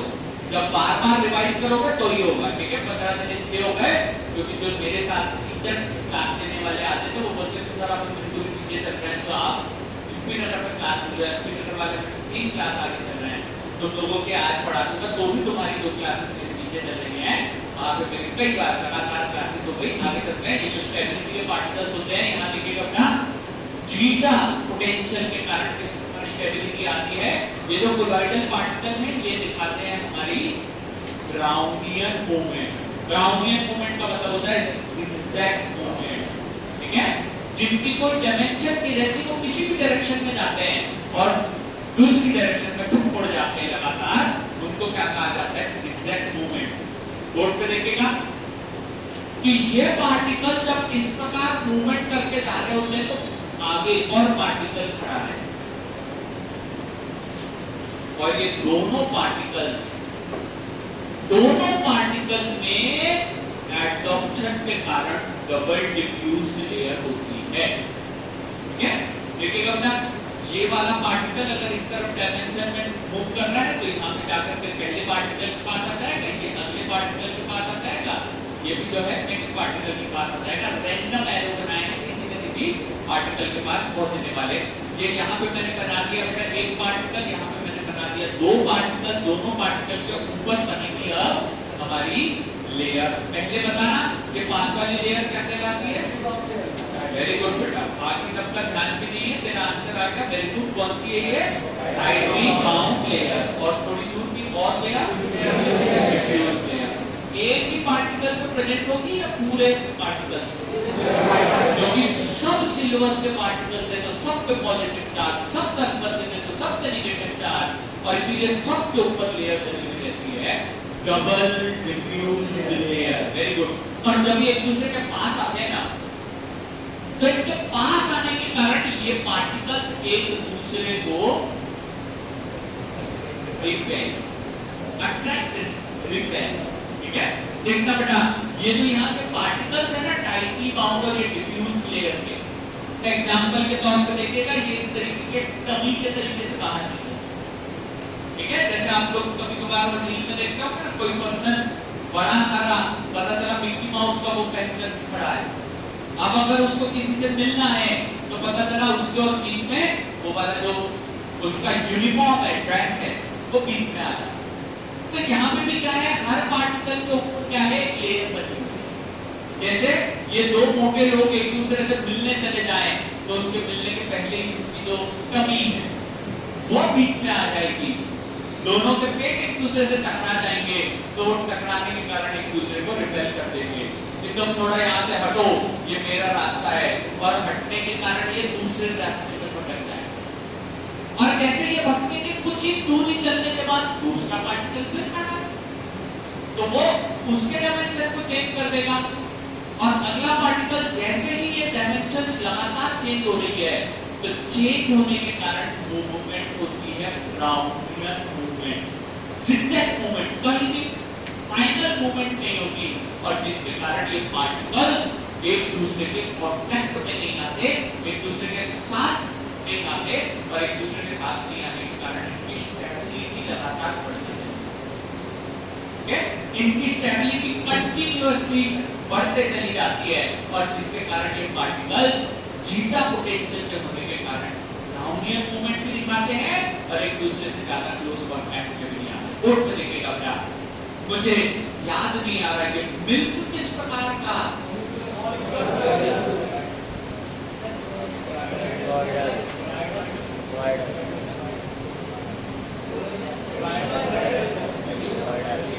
दिमाग में कब काम दो जब तुम्हारा कुछ थोड़ा बहुत ट्यूबलाइट जल रहा हो, ठीक है, नहीं तो पॉपकॉर्न। कौन सा पूछा है, कौन सा पूछा और लिखा है क्या कॉपी में, तो थोड़ा हाईलाइट कर लो। बार बार पूछा जा रहा है, ज्यादा जल्दी करो ना तो हमारी पूरी कंडीशन हैदराबाद की टीम की तरह हो जाती है, ठीक है। अगर ज्यादा जल्दी करो तो ऐसी कंडीशन हमें देखने को मिलती है। चलिए आगे चलते हैं। Milk is a colloidal material, ठीक है, लेकिन देखना उस वाले का अपन ने ऐसे कुछ दोनों चीजों के बीच में ऐसी लाइन बनाई, प्रॉपर्टीज जो एक दूसरे को थोड़ा सा ओवरलैप करती है। बहुत बढ़िया था। ओवरलैपिंग का मतलब क्या होता है, ठीक बात है, ठीक बात है, ठीक है। तो इनमें कुछ प्रॉपर्टीज, कुछ पार्टिकल्स बड़े साइज के होते हैं और उसमें मैंने उस दिन आपको बताया था कि ये जो मिल्क है इसमें कुछ पार्टिकल्स बड़े साइज के होने के कारण ऊपर की तरफ मूव करते हैं और उस मिल्क में बन जाती है क्रीम, ठीक है, मलाई जम जाती है, ठीक है। मुझे एक बात बताओ, क्या 2-3 दिन रखने के बाद वो मिल्क का पूरा वाइट की चीज ऊपर निकल करके क्रीम बन जाता है? नहीं, कुछ पार्टिकल नीचे जरूर रहते हैं जो मिल्क के तरह हमेशा प्रेजेंट रहेंगे। वो कोलॉइडल पार्टिकल के साइज हैं, ऊपर केवल उतने पार्टिकल आते हैं जो पोर्स के तरीके के हो जाते हैं। ध्यान देखिएगा, बोर्ड पे देखिएगा, मान लीजिए काले कलर के जो पार्टिकल है, अभी कलर चेंज करके बता देता हूँ, अगर थोड़े बड़े बड़े रहेंगे तो इस प्रकार से सरफेस के तरफ आते चले जाएंगे। सर ये कहाँ से आए, देखना ये नीचे से ऊपर की तरफ उठे, नीचे से ऊपर की तरफ उठे बेटा, और ये जाकर के इस प्रकार एक दूसरे के पास यहाँ पे आकर के इस प्रकार मलाई की तरह लेयर बना लेते हैं। मिल्क में जो मलाई की लेयर आती है, ठीक है, गुड मॉर्निंग, एक छोटी सी बात सुनिएगा, मिल्क में जो मलाई की लेयर आती है वो कौन से रूल, लॉ या नियम के कारण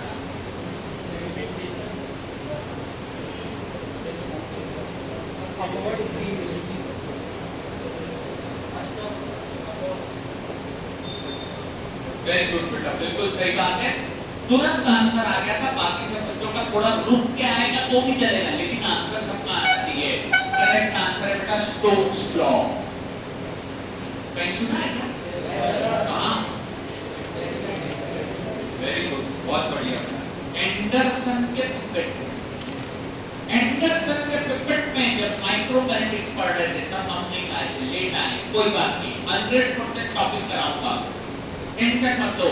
लेकिन ऐसे एग्जांपल्स को थोड़ा याद रखा करो, जरूरत पड़ी तो हल्का सा हिंदी इंग्लिश किसी भी लैंग्वेज में लिख दिया करो, टेंशन नहीं रहती अपने पास चीजें होती। अच्छा सुनो, ये जो पार्टिकल्स होते हैं एंडरसन की पिपेट में कहाँ मूव करते हैं? नीचे की तरफ, बिल्कुल सही बात है। क्योंकि जैसे पानी में मिट्टी या पत्थर डाल दो तो हमेशा कहाँ जाता है? क्योंकि उसकी डेंसिटी ज्यादा है, ठीक है। स्टोक्स के लॉ में अपन ने ब्रैकेट में लिखा था रो s माइनस रो l, ठीक है। और शायद यही क्वेश्चन मैंने तो प्रोवोकेशन में दिया, ठीक है। स्टोक्स के लॉ थोड़ा सा घुमा दिया था, 18 की जगह 9 वाला दे दिया था, 9r² दे दिया था उसको। हम करेंगे उसके बारे में भी चर्चा करेंगे बाद में, लेकिन सुनो, जिसकी डेंसिटी होती है ज्यादा वो नीचे की तरफ जाता है, और ये जो घी है ना, दूध में प्रेजेंट होता है, ये पानी से हल्का है कि भारी? घी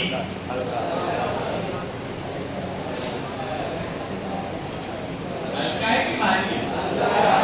ठीक बात है। उसकी डेंसिटी कम होने के कारण वो ऊपर की तरफ आता है। सुनो, अंग्रेजी थोड़ा सा डिफरेंस है, नीचे नीचे जाना सेडिमेंटेशन, ऊपर आना क्रीमिंग या फ्लोटिंग फिनोमेना, ठीक है। तो क्रीम बनने के लिए भी स्टोक्स का नियम रिस्पॉन्सिबल है। जब हम गोल्ड वाला मिल्क लेकर के आते हैं साथी का, उसमें तुरंत मलाई ऊपर आती है क्योंकि पार्टिकल ज्यादा बड़े होते हैं, जल्दी ऊपर आते हैं। छोटे छोटे पार्टिकल धीमे धीमे ऊपर आते हैं, ठीक है। एकदम वो जिसको अपन टोन कहते हैं ना, वो लेकर के आते हैं तो सब कुछ मलाई ही नहीं बनती, ठीक है।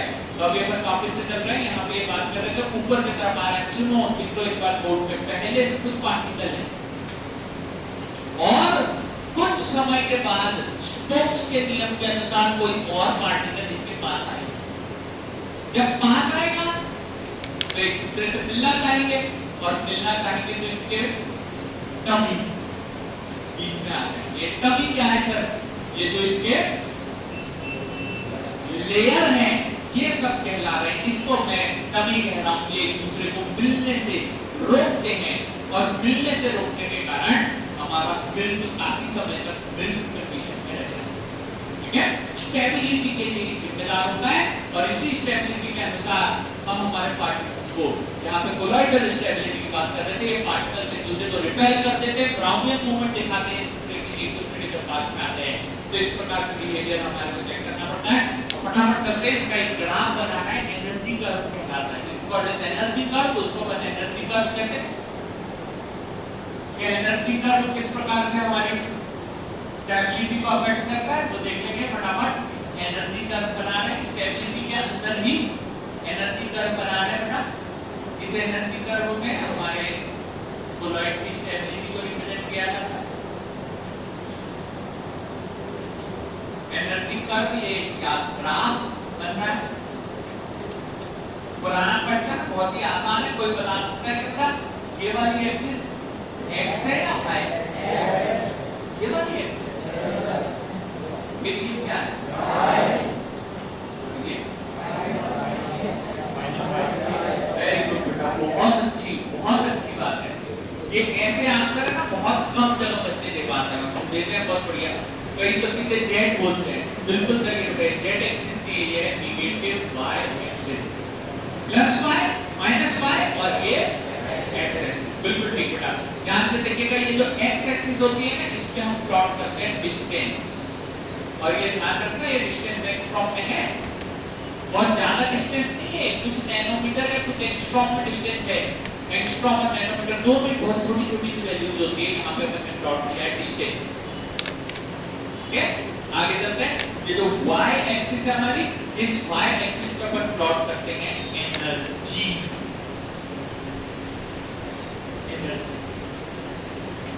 y एक्सिस पे एनर्जी ऊपर की तरफ जाता है तो पॉजिटिव एनर्जी और नीचे की तरफ जाता है तो नेगेटिव एनर्जी। ऊपर की तरफ लगते हैं रिपल्शन फोर्सेस, रिपल्शन फोर्सेस ऊपर की तरफ, और नीचे की तरफ लगते हैं अट्रैक्टिव फोर्सेस।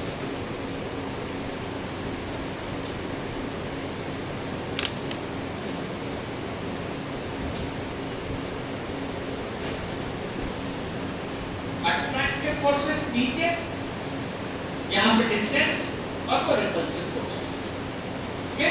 फटाफट करते हैं, इस मटेरियल के बारे में चर्चा कर लेते हैं। जब दो पार्टिकल, यहाँ देखिएगा दोनों छोटे छोटे पार्टिकल बना रहा हूँ, इससे मुझे ग्राफ बनाने का खतरा है। हालांकि ये पार्टिकल इससे थोड़े बड़े होते हैं, लेकिन मैंने समझाने के लिए थोड़े छोटे बना दिया। ये दोनों पार्टिकल जब एक दूसरे की तरफ आते हैं, एक दूसरे के पास आते हैं, सर क्यों आते हैं? ब्राउनियन मूवमेंट के कारण। सर क्यों आते हैं? फ्लोटिंग मूवमेंट के कारण, लेकिन एक दूसरे के पास आते हैं। ये दूरी एंगस्ट्रॉम में है, बहुत ही कम, बहुत ही छोटी सी जगह की दूरी है, लेकिन बोर्ड पे देखिएगा क्या, इस चीजों के पास में आने के कारण ये यहाँ पे सबसे पहले छोटा सा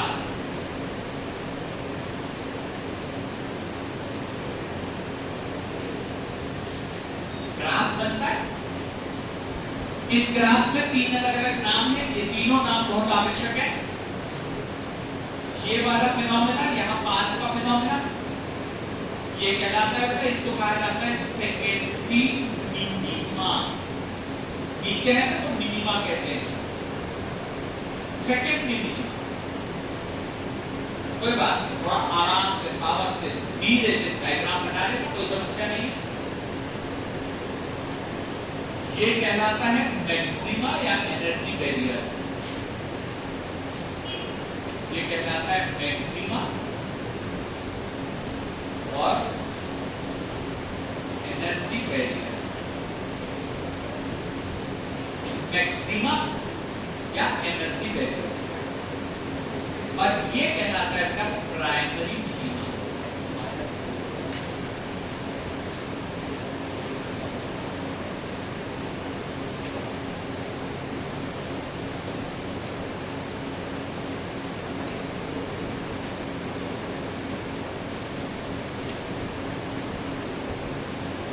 अमन के साथ वाले भाई नाम बता दो। शिवम, शिवम, अगर अपन ये पूछे कि सेकेंडरी मिनिमा में क्या लग रहा है, रिपल्शन या अट्रैक्शन, तो क्या आंसर होगा? Secondary minima. रिपल्शन पे लिखा हुआ है, हाँ, यहाँ पे क्या लगेगा बेटा? अट्रैक्शन। और यहाँ पे, और यहाँ पे समझ में आ गया? ठीक।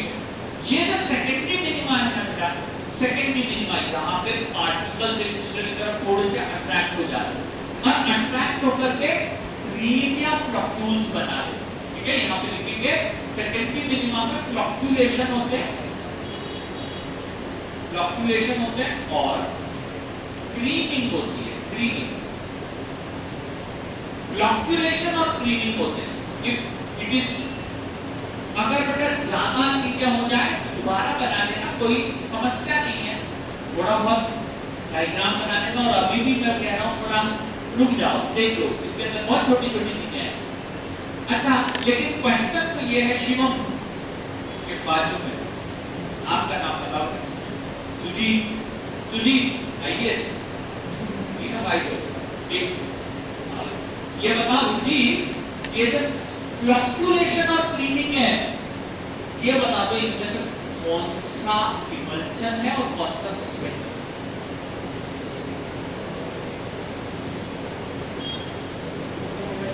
वेरी गुड, ये हो गया सस्पेंशन, बिल्कुल बढ़िया। ठीक है, तो बार बार समझाना नहीं पड़ता, क्वेश्चन ध्यान से सुनिएगा। क्वेश्चन में बहुत जल्दी बदल देता हूँ, आपको आंसर आए इसलिए पूछ रहा हूँ। ये बताओ, theta potential is present in number 1, polar number 2, suspension number 3, emulsion.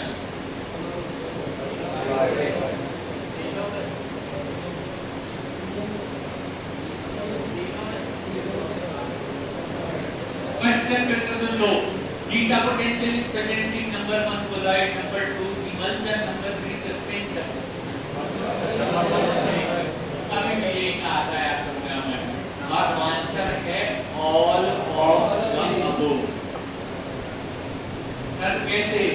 अभी तो लिखा था ना कि एड्स option and theta potential is present in both. Both क्या क्या? कोलॉइड्स है, और ये फोर्स में क्या क्या आता है? तो अभी क्वेश्चन का आंसर क्या होगा? All of the above.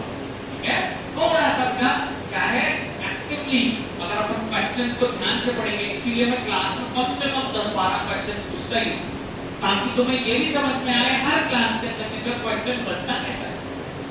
Question बनता कैसा है, हर टीचर की अपनी पढ़ाने की अलग अलग स्टाइल है। मेरे स्टाइल के अंदर क्वेश्चन ज्यादा आते हैं। ठीक है, बहुत सारे क्वेश्चन आते हैं, कोई क्वेश्चंस पे ध्यान देते चले जाओ। और आगे चलते हैं, यहाँ पे अपन बात कर रहे थे पार्टिकल्स एक दूसरे के पास आते हैं, तो ये बना लेते हैं फ्लॉक्यूलेशन या क्रीमिंग। वो सेकेंडरी मिनिमा में आकर के वो ज्यादा नीचे नहीं गया, इसलिए उसका नाम है सेकेंडरी मिनिमा। जो ज्यादा नीचे गया उसका नाम क्या है? Primary minima. और ये क्या कहलाता है? मैक्सिमा और एनर्जी बैरियर। और तीसरे नंबर पे क्या था? Primary minima. फिर से यहाँ देखो, ये एक कोलॉइडल पार्टिकल या एक सस्पेंशन या एक इमल्शन, और इसके ऊपर यहाँ पे टर्मिनल बना हुआ। ठीक है, दूसरा पार्टिकल इसके पास आ रहा है।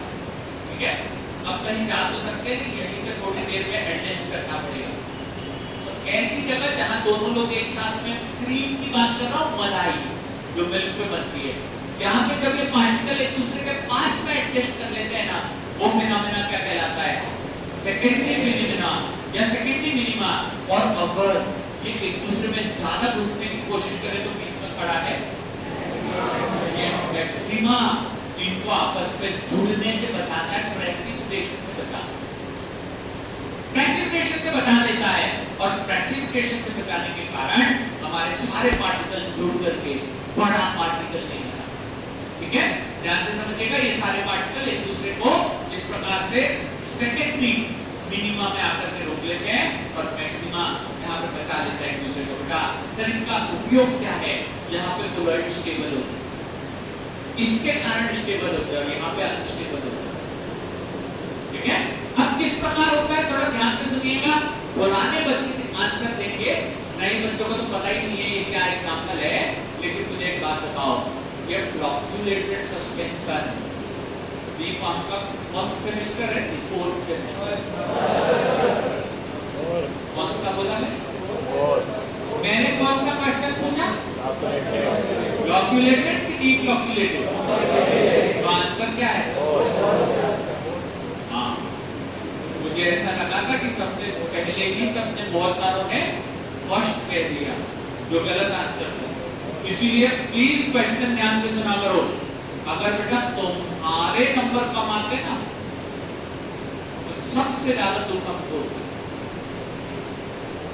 ठीक है, भले भविष्य तुम्हारा लगाओ, लेकिन दुख सबसे अधिक हमको होता है, क्योंकि भैया ना पढ़ना की बात को अच्छे से लिखोगे।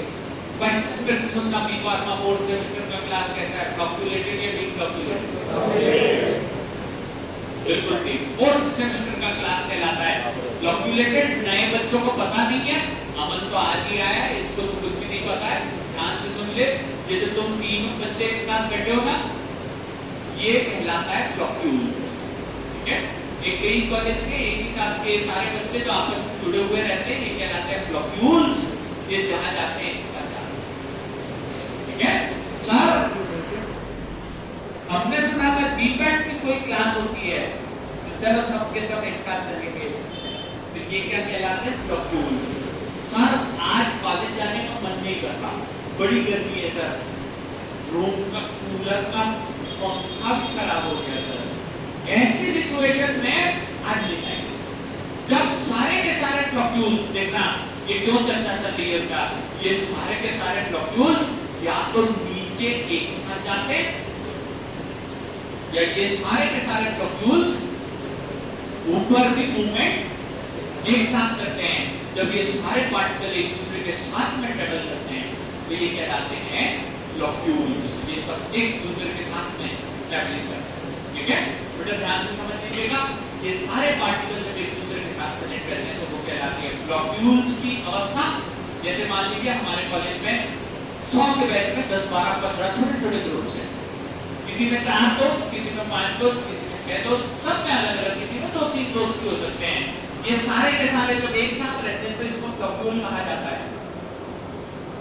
इन सब के अंदर अच्छा खासा बॉन्डिंग है, दोस्ती का बॉन्ड। ये बॉन्ड कभी टूटता नहीं, ये बॉन्ड बहुत अच्छा होता है, ये थोड़े मोटी चीजों से टूटता नहीं है, लेकिन फिर भी ये बॉन्ड में कई सारे जो पार्टिकल्स है ना, देखना इनमें से किसी किसी का ईगो बहुत बड़ा, ठीक है सर, ठीक है सर से तुम्हारी बात चालू नहीं होती, दोस्तों यारों में क्या बात होती है, कोई एक पार्टिकल बड़ी आवाज में बात करने लगता है, तुम्हारी इतनी हिम्मत कैसे हुई मेरे पर्सनल मैटर में बोलने लगे।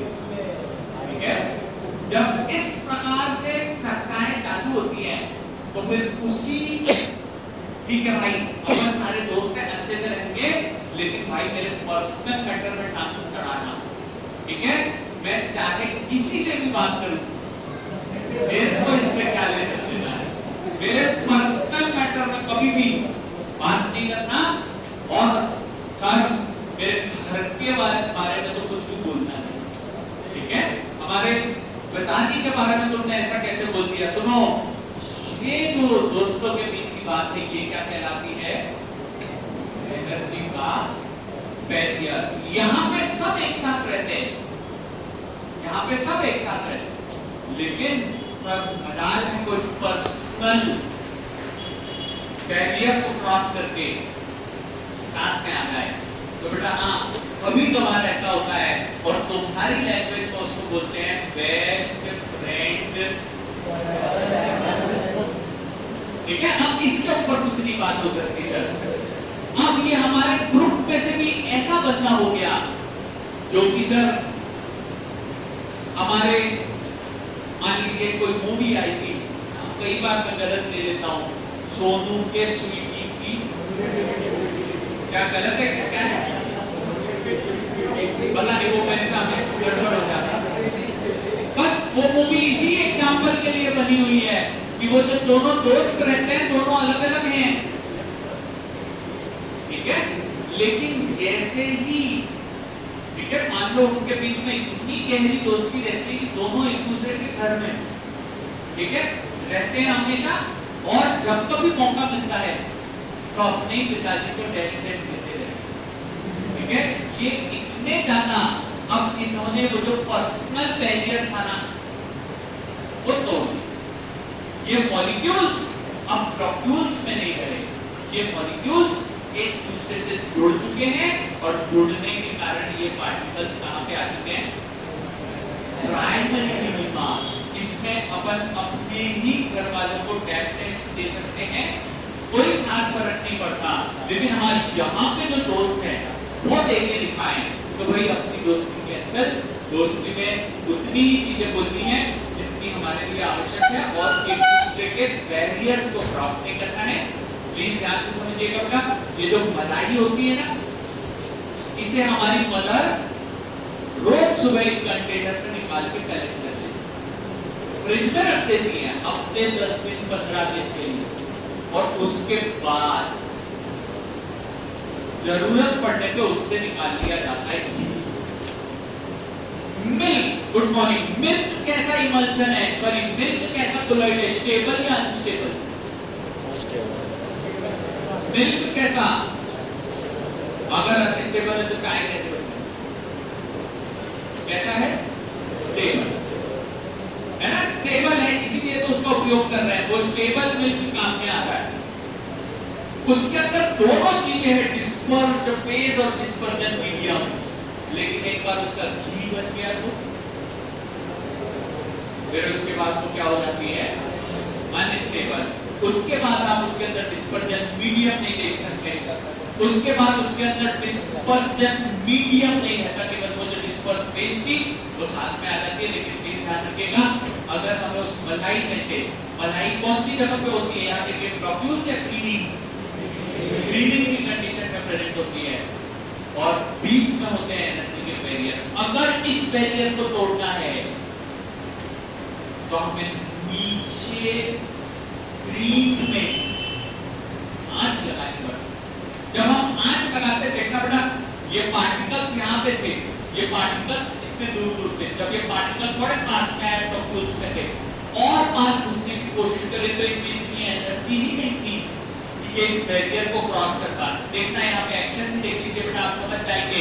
ये पार्टिकल जब दोनों दूर दूर थे, उसके बाद थोड़ा पास में आए तो प्रोक्यूल्स बन गए, लेकिन प्रोक्यूल्स के बाद और ज्यादा ये इस बैरियर को क्रॉस करने की कोशिश कर रहे थे, लेकिन इनमें इतनी एनर्जी ही नहीं थी कि ये बैरियर को क्रॉस कर पाते। लेकिन घी बनाते समय हमारी मदद ने हीट दी, और उस हीट के कारण क्या हुआ, ये बैरियर,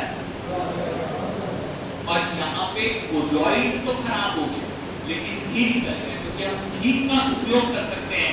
लेकिन ऐसी बॉटल जो हमने मार्केट में बेच दी है, उसमें हम क्या चाहेंगे, प्राइमरी मिनिमा या सेकेंडरी मिनिमा? सेकेंडरी मिनिमा तक ठीक है सर। मिल्क में हमको क्या लिखना है, shake well before use. Emulsion में क्या लिखना है, शेक वेल बिफोर यूज। तो ये जो मलाई मलाई बनी है वो सब कुछ शेक वेल के अंदर वापस आ जाएगी। बस ये लास्ट का फिनोमेना है, बस 1 सेकंड के लिए समझ लीजिए। ये पार्टिकल दूर दूर थे, सेकेंडरी मिनिमा में आए, प्राइमरी मिनिमा में इनके लिए एक बैरियर बना, बैरियर के कारण ये रुक गए, और ये बैरियर वही है बेटा जिसको हम अभी वी के नाम से जान रहे थे। यही बैरियर वो है जो जीटा पोटेंशियल को रिप्रेजेंट करता है। ये जीटा पोटेंशियल का बैरियर, ये जीटा पोटेंशियल का बैरियर है, ये बैरियर जीटा पोटेंशियल का, ठीक है। लास्ट का पॉइंट है, यहां देख लीजिए, अगर ये बैरियर देखना बेटा एक सेकंड, अगर ये बैरियर कम हो करके इतना सा रह गया, देखना, अगर ये बैरियर कम हो करके इतना सा रह गया, तो हमारा मटेरियल मोर स्टेबल कहलाएगा या लेस?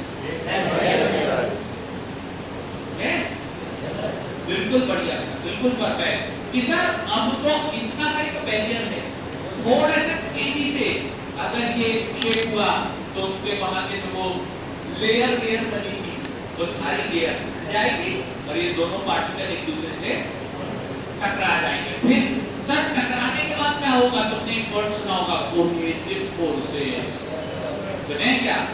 तो कोहेसिव फोर्सेस से पूरा हीट निकल कर बाहर आ जाएगा, कोलॉइड्स खराब हो जाएंगे, ये स्टेबिलिटी यहाँ पे स्टेबल, यहाँ अनस्टेबल, ये बैरियर जितना ऊंचा उतना कोलॉइड स्टेबल, ये बैरियर जितना छोटा उतना ही कोलॉइड अनस्टेबल। एक छोटा सा वर्ड लिख लेना बेटा यहाँ, if the zeta potential is near to zero, if the zeta potential is near to zero, if the zeta potential is near to zero,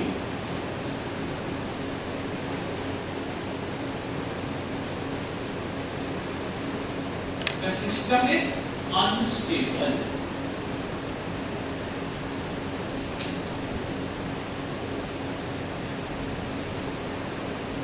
High value of theta potential represents stability. High value of theta potential represents stability. Represents stability. ठीक है? यहाँ पे question complete हो चुका है। आज की class खत्म। परसों की क्लास में मैं ही दूंगा, उसमें ये टॉपिक पूरा पढ़ा करके फिनिश कर दूंगा। ध्यान से सुनिए, सबसे पहले जो टॉपिक पढ़ाया था मैंने उसका नाम था रियोथर्मी, उसके बाद माइक्रोमैग्नेटिक्स, उसके बाद कंसोलिडेशन कंपैक्शन। ऐसे क्यों देख रहे हो? पढ़ाया है ना? हाँ ठीक है, एक ही दिन की क्लास में हो गया था, छोटा लेक्चर है, छोटा टॉपिक था, और फिर उसके बाद पढ़ा दिया कोलॉइड इस पर। अगली क्लास में फिनिश हो जाएगा, फिर उसके बाद लास्ट जो हमारा सेकंड क्लास चैप्टर है वो पता चालू करेंगे, stability kinetics, okay, expiry date. ठीक, क्या पूछ रहे हैं?